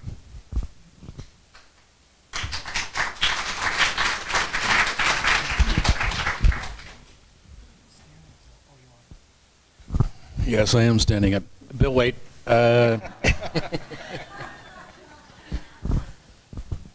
Usually everybody tells me to sit down. First of all, I want to thank everybody for showing up today. I think it was great. I like the diversity out here and the chance to get multitudes of input. That's what the board is all about. That's what the board needs. The board needs us more and more all the way through. This has been a process. It's been 10 years. And you're right. The one thing that I'm very much in favor of is enough procrastination. The time is up. Somebody's got to make a decision. We either got to go one way or the other, and this board has taken on the responsibility to do so. I think they've done it from a very informative standpoint. I think they've done a very good job of communicating to people the process that we've been going through. We've made data available to everybody. We've opened up different lines of communication for people to talk to us. Yes, one of the tough things about being a board member or a committee member or any kind of a leader is you're not going to please everybody all the time. But I think the board has done due diligence very much in this with all the input through the forums and the workshops, but I think they've also done due diligence by going out and just meeting with people and communicating with everybody throughout the community. Like I said, you can't please everybody. As far as my thoughts on the projects here, I like the way we're proceeding. I like the idea of doing the two projects together. I'm very much in favor of the replacement thing. I think that the new facilities are a reflection of the change and changes that are going on in our community. I've been here since 96, 97, and full-time for the last 6 years. And demographics have changed, people have changed, and we need to look to the future. I like the idea that we're supporting the families, and I think the projects, the way we're going about dealing with them, is doing that and will help families in the future with our community. And I think it'll enhance the assets of our community. It will also, I think, bring out more members to want to use the different facilities, because we'll be able to make more programs available, and programs which people can utilize. So that's kind of my thoughts on it. Thank you.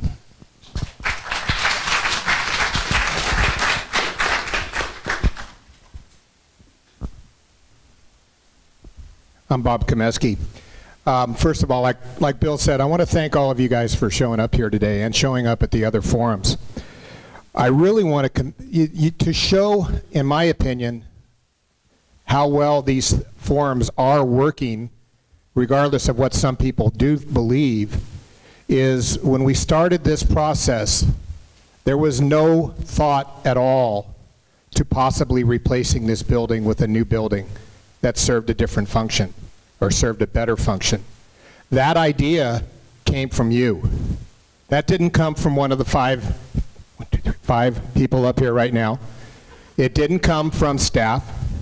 It didn't come from some backroom meeting. It came from a comment from someone in this room that maybe it would be better to tear this building down and replace it with a more modern, more functional building. To me, that tells me that this process is working. Regardless of what some people think, I think the process is working. And I think that was the best idea that anybody has come up with, whether from this board, from the administration, or anywhere. The idea to possibly, or to replace this building with a little bit smaller, more functional building is outstanding, and I'm all for that. I think it's time. As far as the Hartman project goes, I also believe that it's time to replace that building. I think that's the next step in the future of Hidden Valley. You may not agree with it. You may not think a new building is necessary. You may not think any building is necessary. You may not think the golf course is necessary. You may not think the golfers are necessary. But believe me, and I want you to think about this. I am a golfer.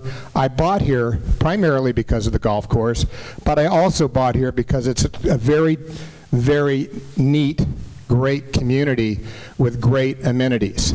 I don't use the swimming pool, but I think it's outstanding that we have one, and I think we should do everything we can to make it as good an amenity as we possibly can. I don't use the lake. I don't have a boat. I don't fish. But for those who do, it's our job to make sure that that stays as pristine and as nice and as beautiful as it is. That draws people to the community. What drew people to this community in the last 5 years was the fact that you could buy a house for $60,000, not $400,000 or $500,000 like some of us paid back at the height. It drew a different type of person than had lived here before. But it's the people who have been here for a long time, who have helped with these amenities, who have paid for these amenities, who continue to pay for these amenities, that are making this community what it is. If every house in here was $60,000, if we closed all the amenities, if we reduced assessments to $2 a month, whatever it is, we'd become another Clear Lake. We would not be the community that we are. The people that talk about the golfers, yes, the golfers may get a lot. I don't know, in comparison. But the golfers, the golfing community, the people who use the golf course, the people who use the Greenview Room and those facilities also contribute a tremendous amount to this community. They're the ones who are helping to augment the income at the Greenview Room and the golf course. You know, it's the people who don't use them. Sure, it's easy to say, why am I paying for it if I don't use it? But we pay more than just our fees and costs. We're also the ones who are using the Greenview Room when we're not playing golf, when we're not using the golf course. So there is a lot that the golfers and the golfing community does for this community. We don't just take. We don't just take.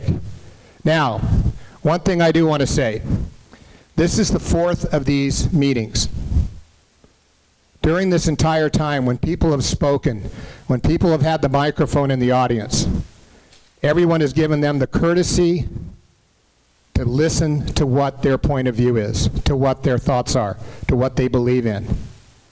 We are asking as the board, now that it is our time to speak, for that same courtesy that we showed you. No one stood up and shouted people down. No one stood up and raised their voice. We gave everyone here, everyone during those forums, the opportunity to speak and speak freely. We ask for that same courtesy from those who don't agree with us or do agree with us, who may not believe in what we're trying to do or who do believe in what we're trying to do. Be courteous, please, and let the board do our job that you elected us to. If we were not elected by a majority of the community, we would not be here. So whether you think we represent you or not, and we may not in every case, in every view, in every event, we do represent a majority of the community because they elected us. And that's our job. We're not going to please everybody, as Bill said. We can't. I can't please my wife all the time, no matter how hard I try. So obviously we're not going to be able to please all the members of the community. Thank you.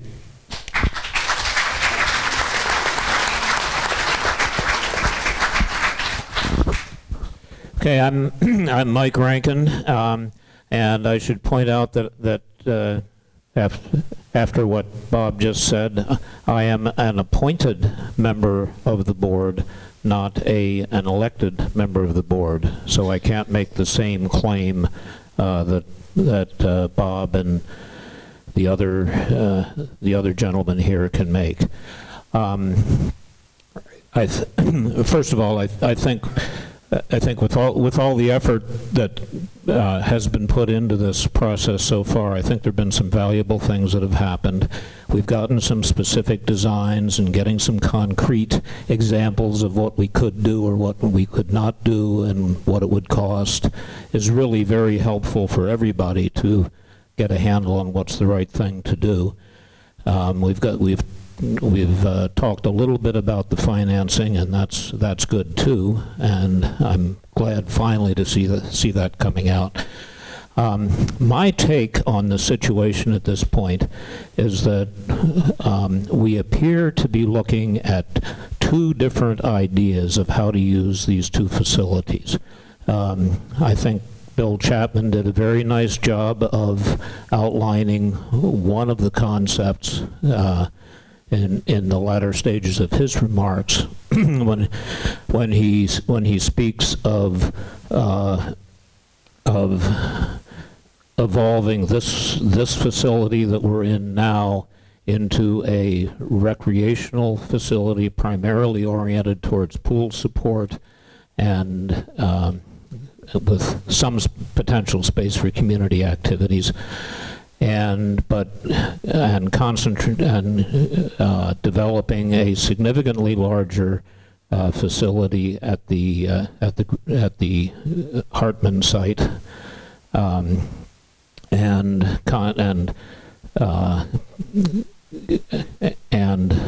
developing the capability to do a larger scale food and beverage service than we're doing now. Personally, I think food and beverage is really at the heart of what we're concerned about here, because the awkwardness of the present food and beverage operations, having a commercial kitchen here that's used only rarely, and a very inadequate kitchen at the other building,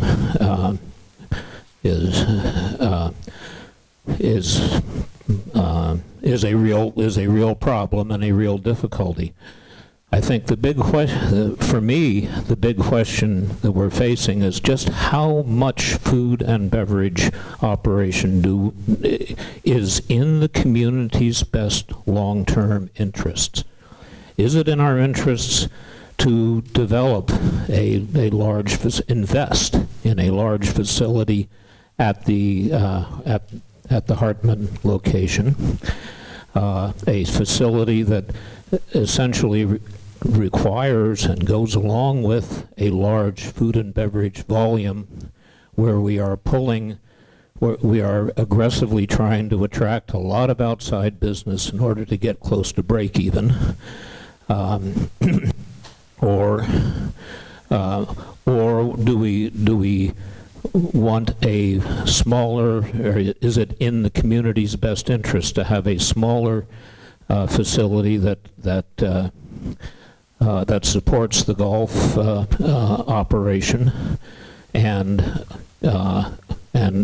casual community use at a smaller scale? I personally would like to see a food and beverage operation that breaks even at whatever scale, at whatever scale it operates at, whether it's a large scale or a small scale. And I guess the other point that I want to make is that generally I think that the process has worked well, but I am a little disappointed to see that a great amount of effort that the Commons Committee put into a series of recommendations, both in the general recreation plan for the community and specifically for this building. Recommendations that led to the rebuilding of the deck outside here, among other things, as well as the redecorations that people have admired. But in terms of input to this process, I feel that a lot of the Commons Committee recommendations have been passed over and ignored. And I regard the floor plans and the designs that we've seen so far as, particularly for this building, as very, very tentative. The architects have told me as much when I've asked them. They can be completely rearranged, and there are certainly other alternatives. What the Commons Committee had talked about was developing this building as a primary activity area for the community's use itself, and in my view, that has gotten short shrift in the process so far. So that's my going in point.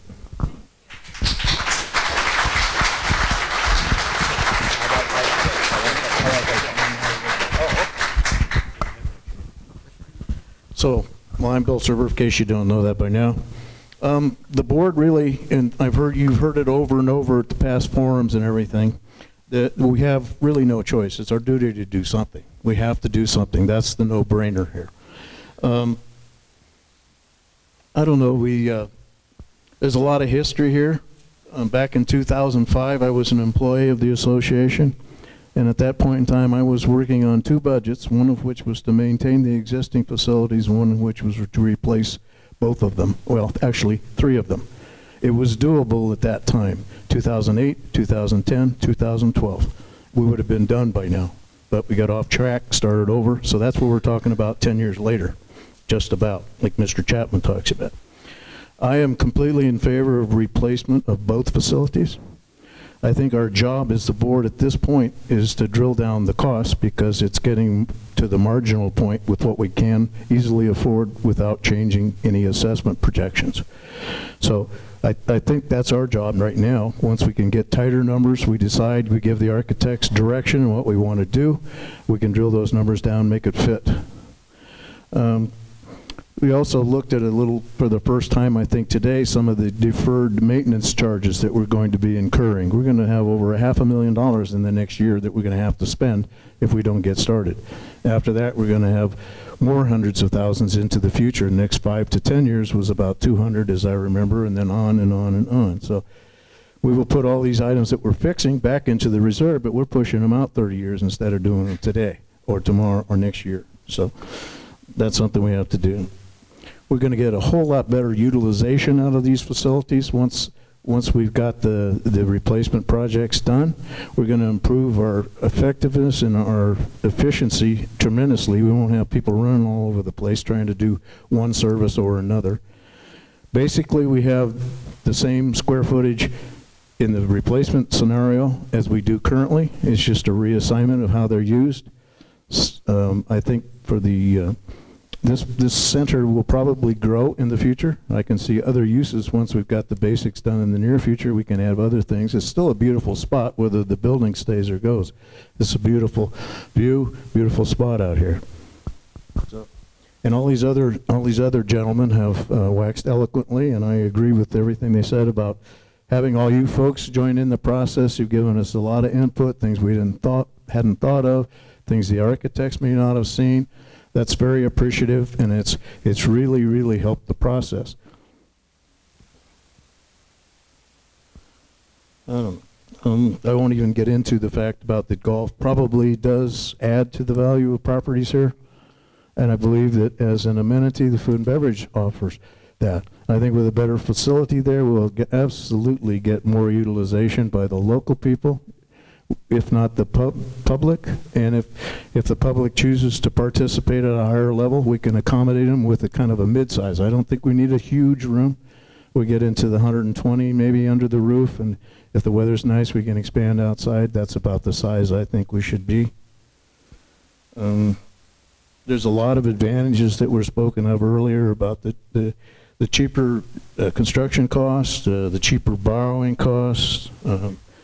The whole thing is just, it makes sense, and a lot of which is going to have to be done anyhow. The cart barn's going to have to be done. There's other things. We have to put a new roof on the Hartman facility next year probably if we don't get started on something else. The plumbing is shot.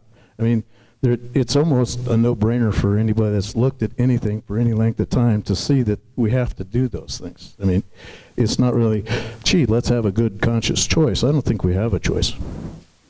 So that's it for me. Thank you.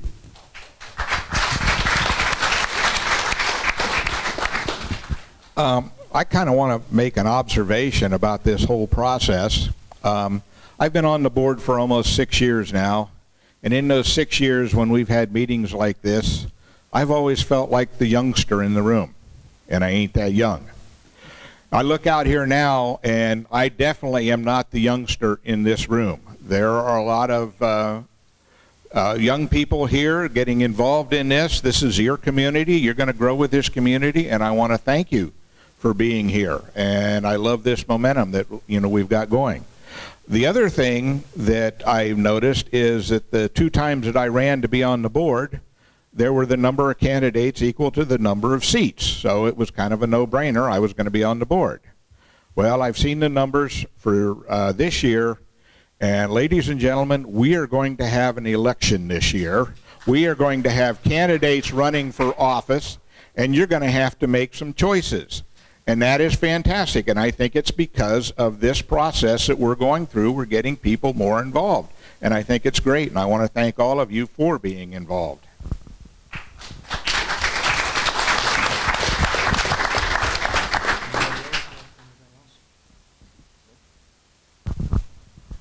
Okay. Yeah. I guess if we have no further board input, we will accept questions from the audience for half an hour until 12:30. Do we have a mic out there anywhere?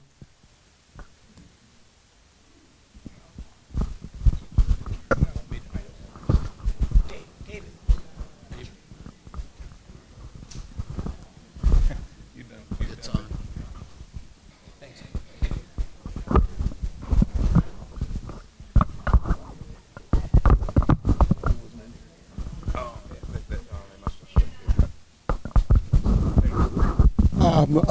Is this working? Yeah. Yeah. Fairly new here. I've only been here 10 years. I am wondering about the preliminary design process that has already taken place. There was a hundreds of thousands of dollars cost involved. And my question is, was there any homeowner input or voting? You're talking now about inclusion of input from homeowners.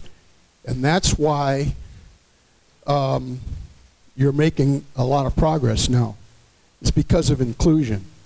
And my question is, was there any inclusion in the decision to spend, what was it, $900,000 on preliminary design, or whatever that cost was? Was there a vote, was there input going in that said, yes, we're behind you, let's do this preliminary planning? Was there inclusion at that point in the process? I believe you're off by a factor of 10 on your quote there. The original estimate, or the original contract we let, I believe, was $95,000. And that includes the conceptual design, which is phase 1, where we're trying to reach the culmination of that. That also includes the phase 2, which is a more detailed, costed out, detailed design. So we'll know, what goes where, the rooms, and so forth. And at the last board meeting, we approved another $4,000 or $5,000 to do some additional preliminary conceptual design, such as the replacement of this facility. So that's it to this point in time. That includes work that's not even begun yet.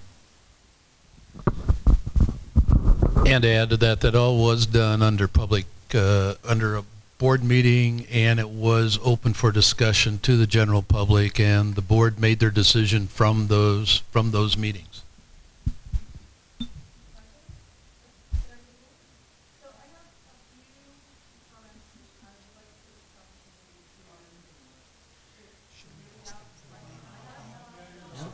going to protect my voice.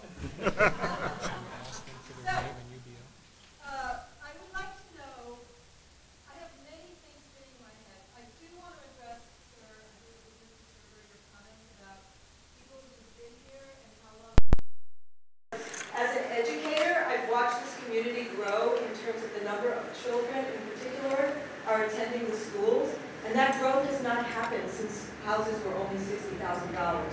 That growth has happened over the course of the past 10 years, and in fact before the market plunged. In fact, many families with children have left because they could no longer afford their mortgages. So I would like to have a little bit of respect, more respect for families with children. Now, going further from that, what I noticed is that in the agenda, there is a number quoted for repair of the Greenview facility, and then a $5 million increase when we replace it.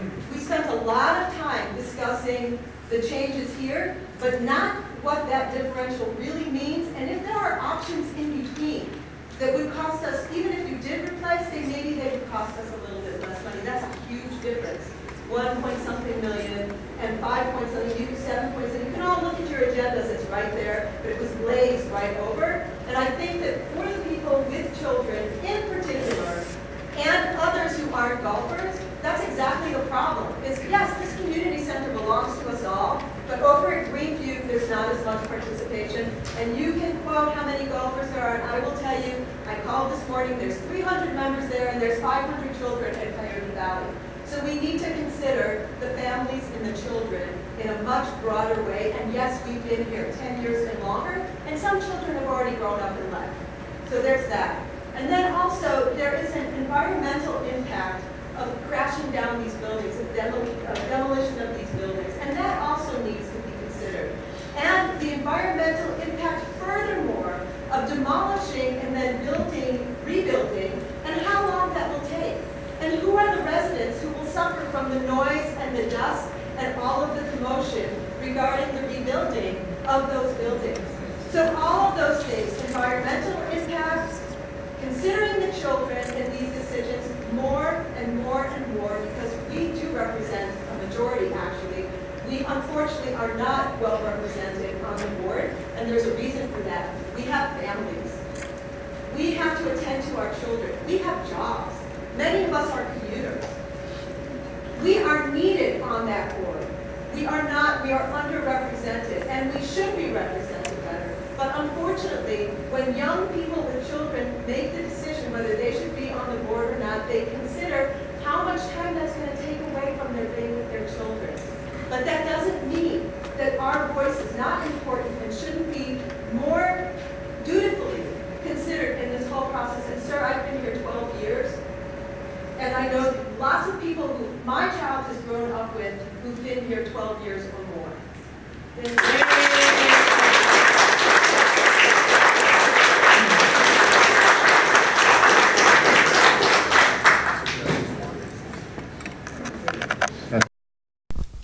Excuse me, I don't know, ma'am, I don't know if you were addressing me when you were talking about representing the children.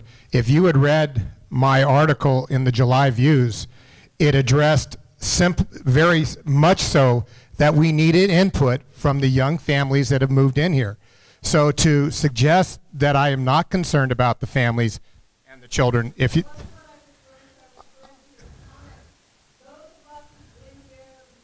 I've been here 9 years, ma'am. I've been here, ma'am, I've been here 9 years. I happened to buy at when the costs were the highest. That was my choice. That was my choice. I'm not saying that families, I am not saying, and I never said, that the only people buying cheap houses were families. I am very much pro-family. I have got 3 kids, 10 grandkids, and a great-grandchild. So to say that I am not about family is an insult to me, and I take that as an insult. So thank you. Thank you.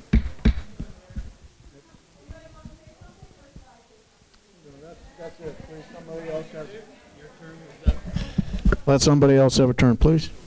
I'm here, a lot of you probably recognize me because I work for the association, but I'm actually here today as an assessment paying homeowner.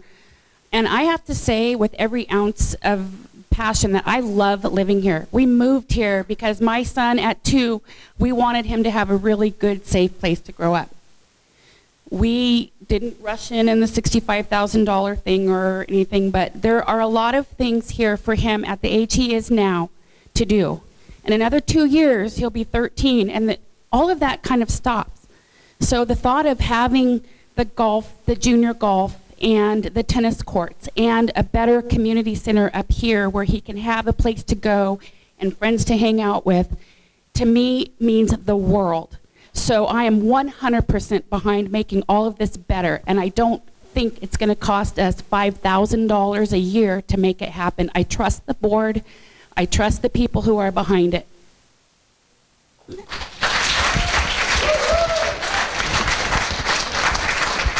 Hold on 1 second, please. Let the board respond to that, and then this person will speak next to me. Go ahead, David. No response. Okay. Hi, my name is Vic Rubel. I work for the association as your tennis director, and I'm not speaking against the project, okay? I am speaking as a homeowner. Up till 2 weeks ago,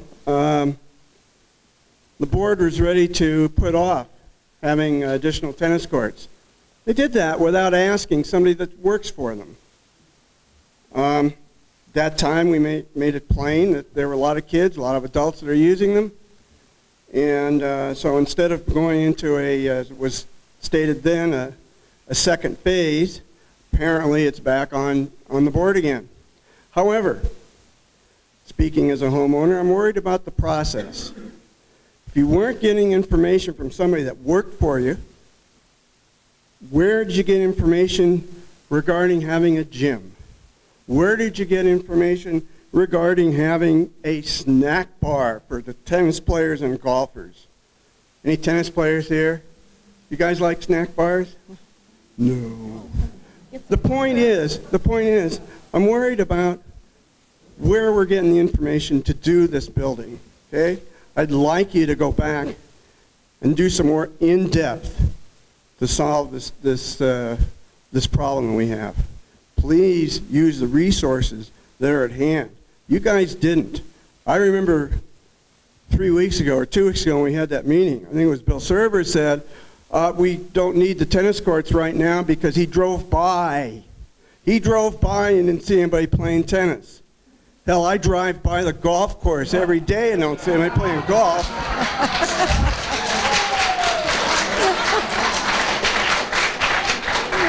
And that was a cheap shot. I understand that. Okay. The point is, prove to us that you're really getting some in-depth information. Thank you.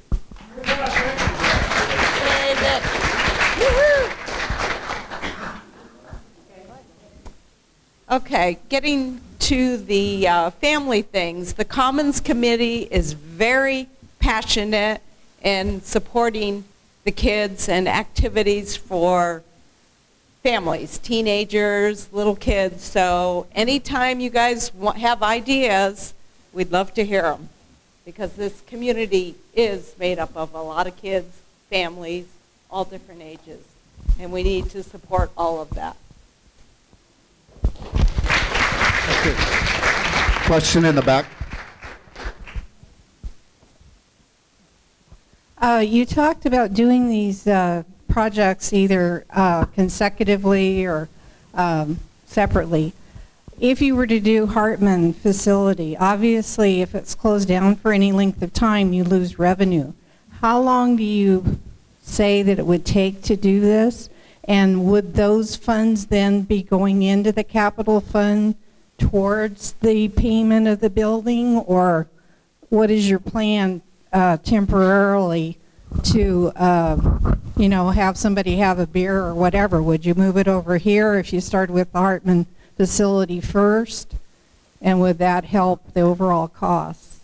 Right. Well, you're talking specifically on the Hartman facility. It wouldn't affect this building at all. But if you do the replacement at the Hartman facility, the old facility would remain open during the whole process, and then it would be torn down and the additional parking would be installed.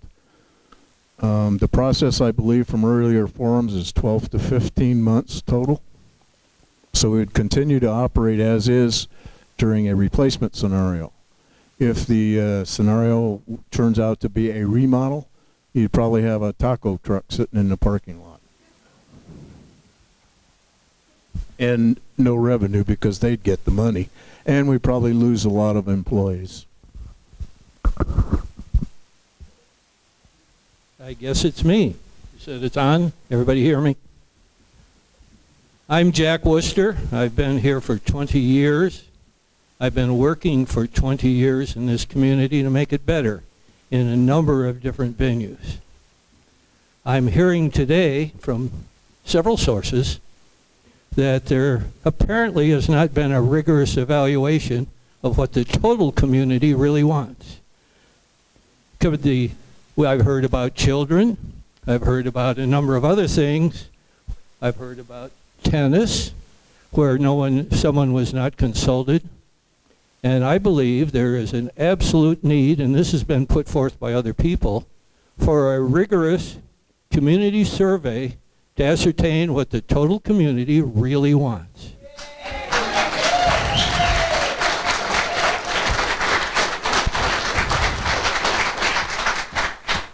When other people have pursued this avenue, they have, from what I can tell, been told that the necessary information is coming from these meetings.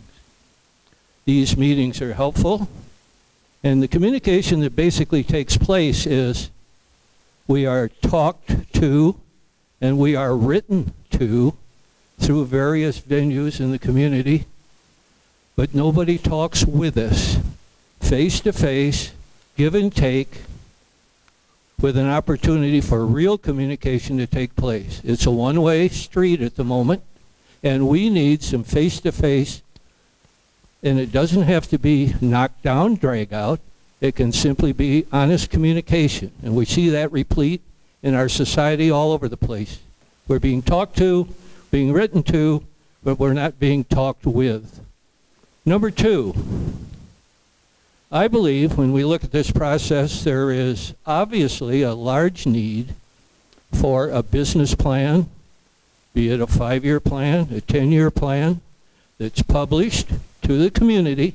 I know it takes the board a good deal of work to come up with a finite business plan, but once you do that and you publish it to the community and you revisit it every year, then you have continuing input on that subject. Everybody knows what's going to happen and when it's going to happen. And I think without that, we have a great deal of peril in terms of our getting the most efficient, most wanted operation as it relates to these buildings, with the recognition that they need to be replaced somewhere, sometime, but let's have a plan. a rigorous 5-10-year plan, says here's what's going to happen and when it's going to happen. And that gives the community another opportunity to work with the board to maximize the potential of this community. And I appreciate very much your listening.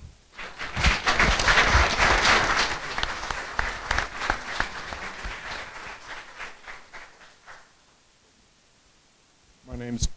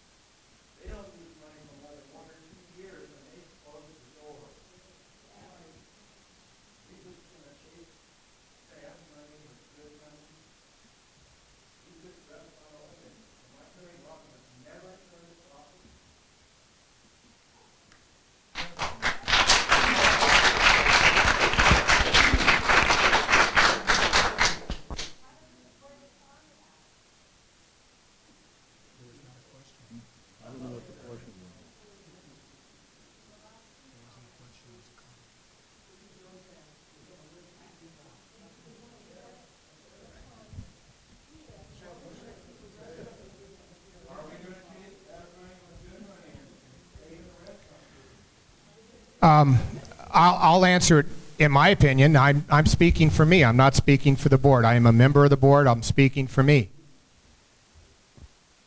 If you look at the restaurant as an amenity of this association, it is not a requirement for that amenity to break even or make money if you look at it as an amenity of the association. If you look at it as a separate business, then I understand your question, and it's a viable one. But to me, if you look at it as an amenity, it's the same thing as saying the swimming pool did not turn a profit last year. Why are we keeping it open? The lake did not turn a profit last year. Why do we not fill it in? The costs, there's still cost. I don't care what the cost factor is. If you look at it as an amenity, then it's not necessary. As long as we're trying to turn it around, it is turning around. That is my opinion.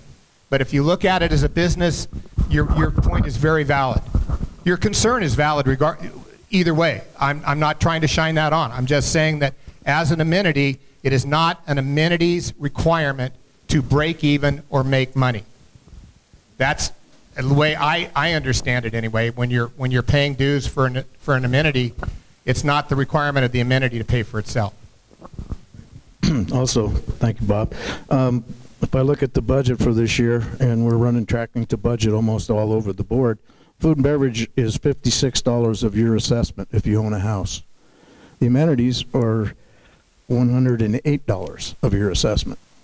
So, and there's no fee for those. If we generated revenue for those, maybe they'd come closer to line. We wouldn't be talking about it. The pool is the biggest subsidy. If it were open year-round, which we're projecting to do, that'll grow. You'll be paying more for the pool than you will be for food and beverage.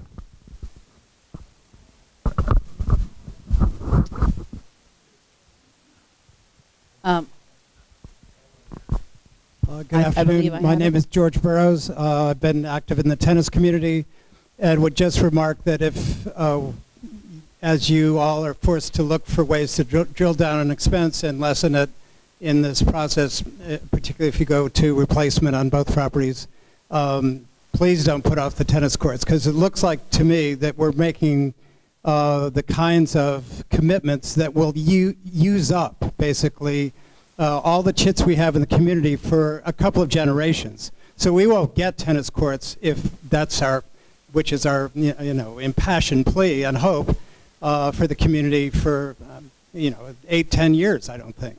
So please keep us in mind as this goes forward. We've done a nice job through Vic and others of keeping teens coming into the game. And 90% of the Middletown team is comprised of kids who live in this community. So that's not subsidization, that is training our own and doing well by our own. And just sort of an addendum, I've made a lot of noise over the years about Teen Center. Please make sure that that isn't just sort of eyewash and a room. Let's make sure that there are programs that are staffed and that really means something. And it's not just for Boy Scout types, that it's for all kids across the community, because not everybody fits into a square peg. So thank you very much.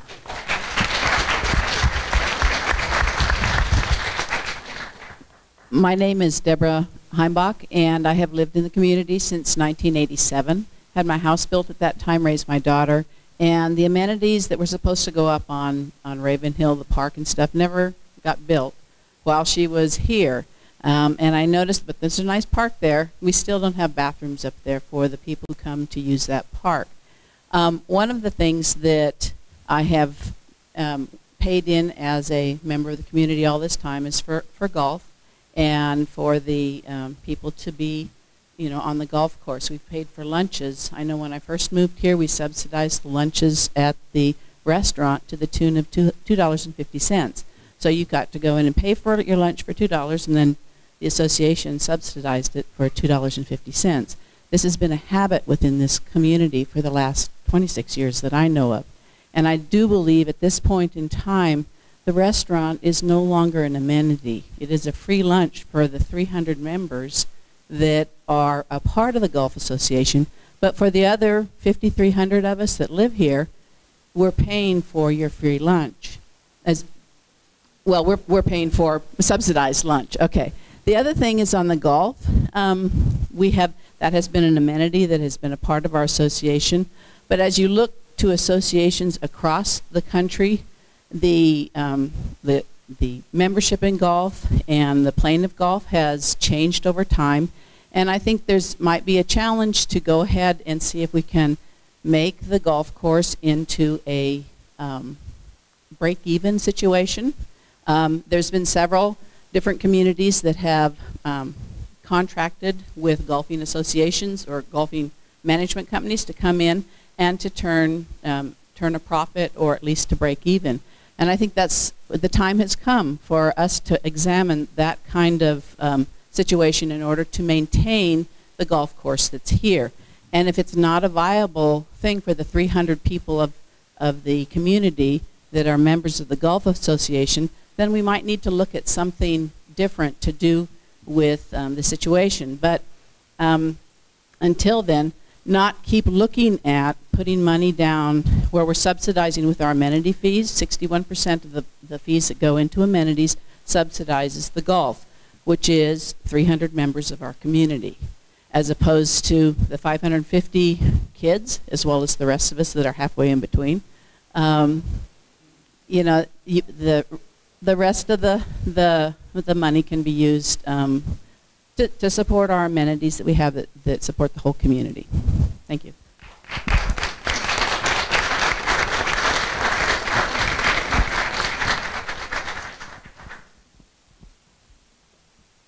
Hi, my name is Rose Decker, and I would like to address some of the issues around the food service again.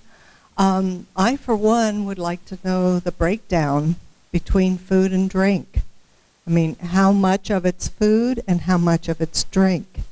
I realize it might be difficult to do, but I would like to know or have at least some idea how many of the people that go down there are from Hidden Valley and how many of them are from the outside. And sometime during today's discussion, someone mentioned that there's a very regular crowd who comes in there, and I'm wondering, and I'm not a teetotaler, I like a cold beer as much as the next person, and perhaps a little more. But I really would like to know, do we need to support the, quote, regular drinkers? I mean, you know, that's a touchy subject, I realize that, but it's just a question that's in my mind. Again, I'd like to know a breakdown between the food and the beverage. Also, there's one other thing. I haven't heard a peep about the lake. Our lake needs to be dredged, and it's not going to be cheap. And I'm wondering, have we got things set aside? Have we got monies or plans set aside for that project as well? Thank you for your attention.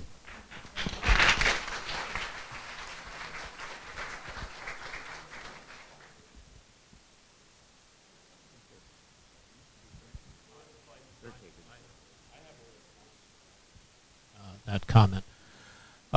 One of the things that I failed. Okay, one of the things I failed to say in my opening remarks is that the fact that the association is in a financial position to spend $6 to $8 million on this total project does not mean that that's in the best interest of the community to do. And the lake and the lake situation is one big ticket item that I'm aware of that really needs to be thought about. Additionally, in response to a couple of things that have been said, I think I'm trying to look at this decision at this point. We are not making a decision in this facilities project. I do not regard this as a decision about the future of golf at Hidden Valley Lake.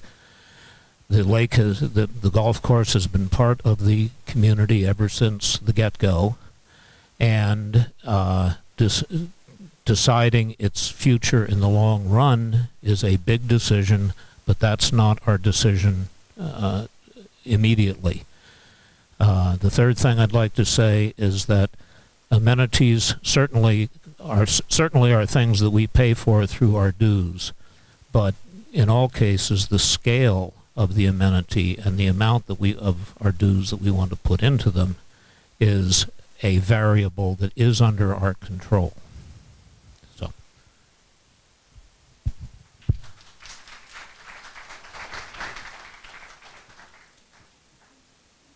One more, then it'll be time.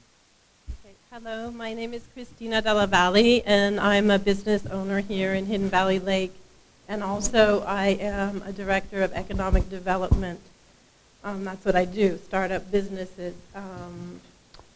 So I think what I'm hearing the most from in the community is that people are very concerned about how this is going to impact them financially. In terms of their assessment fees going forward, and I think that really needs to be addressed at ASAP so that we have some concrete numbers. You're saying the project is not going to impact us, but I've been in construction too, and I know that those numbers are probably going to go up. So that will impact us. So we need to see that. And just to reiterate, the gentleman that didn't get a response that I think was one of the clearest speakers over here, I don't know his name, we need a business plan. We need to see your financial business plan and how it's going to pan out and pay for itself over the course of the next 10 or plus years so that we can actually see what the positive aspect is for us as members. I do feel the golf has a positive a value for us as homeowners, and that's one of the reasons why I bought here, but do we really need to have a new facility? That is up in the air. Yes, that building is in terrible layout and repair. This one I think could get by with some repair. So all these things, I think what you're hearing are very important, is that, you know, there is a timeline. Timing is very important. when you're doing any project, but you do need to take into account all of the factors, and I know that you're taking into account, but you feel pressured that you need to do this decision within the next year. I'm hearing that, and I don't think that that's really a good way to do any business.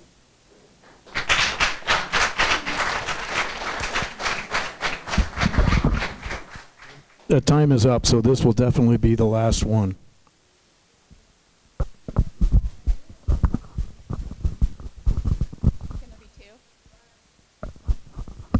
I'm Janine Burnett, and I am president of the Lake County Milers. I'm not a golfer, but I love to eat. And I do believe in South County we definitely have room for a good restaurant. I mean, it's really, really hard to go out. There's just very few places, and I think that it's possible that we could bring in more of the community to the Greenview with some, planning, whatever. And my husband and I do eat there quite often ourselves. Like I said, I'm not a golfer. Second of all, I worked for the state of California for 20-something years, and I can tell you, you can committee yourself to death without ever getting anything done. So even though there has to be communication and some back and forth, at a certain point, you got to move forward. So we have elected these people, and Any other board comments? I'm sorry, Duncan, but I had announced that that was the last question. We're past our time. Any other final board comments?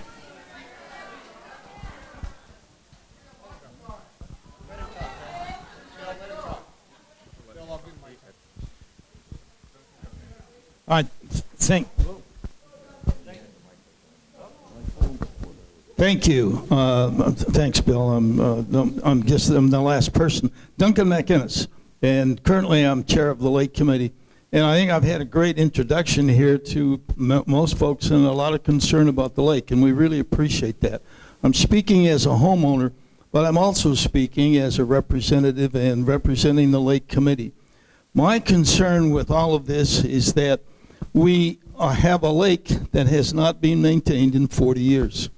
And if you're out there on the lake, it's one of our great amenities. Look at opening day, July 4th. There were hundreds of us from the community out there. And that's a beautiful thing to see. And the lake is one of our most beautiful amenities. And we in the Lake Committee, in reference to the lady over here, we are concerned about our kids. We have 2 youth fishing days that our Lake Committee and many members of the committee are very committed to. It's a tremendous day for our children and our parents and our grandparents, by the way. And whole families are out there. We have a couple hundred people on, let's see, October 24th is going to be our next one. I invite you all out. So to the board, I would say, you've done great work. I know how hard all of you work, and I appreciate that as a homeowner, as a person who lives here, appreciate all the work you've done. I only want you to consider, please, we need to look at our lake. And I know it's a terrible word to use because some people cringe, but we have to dredge the lake. If we don't, you're going to have a meadow. That's what you're going to have in 10 years. You are going to have a meadow. And that's not what we want. So I would only say, let us consider that in all of our deliberations. And again, thanks for all your hard work.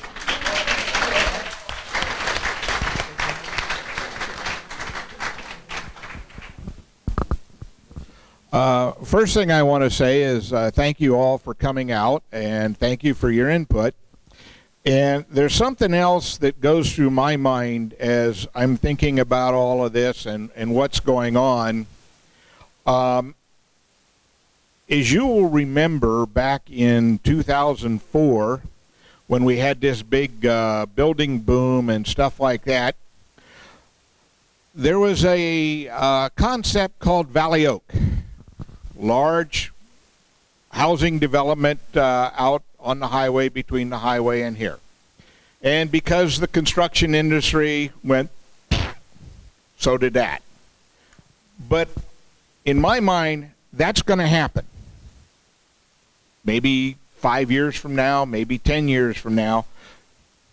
this place is going to start growing again.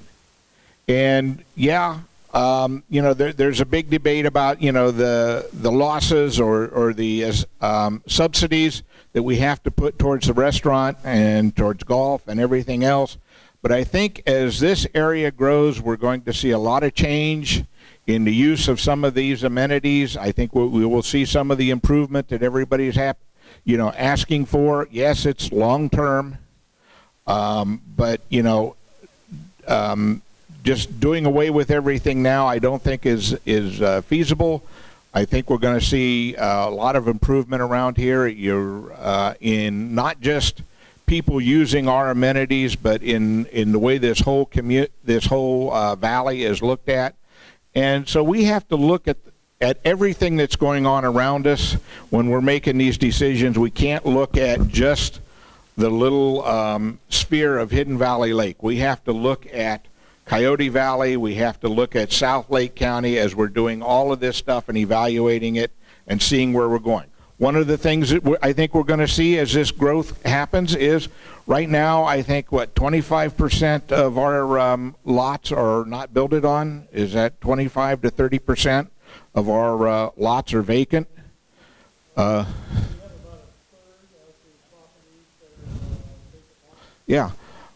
We're going to see growth there. We're going to see people coming in here and starting to build houses again in the near future. I think they just we've processed one or approved one house construction already this year. So it's starting to come back. And these are things that go through my mind as I'm evaluating what we're going to do right now, because I have to think about the future. If we don't think about the future, we're going to find ourselves in a real pile of hurt. So that's part of what has to go through the mind as we make our decisions.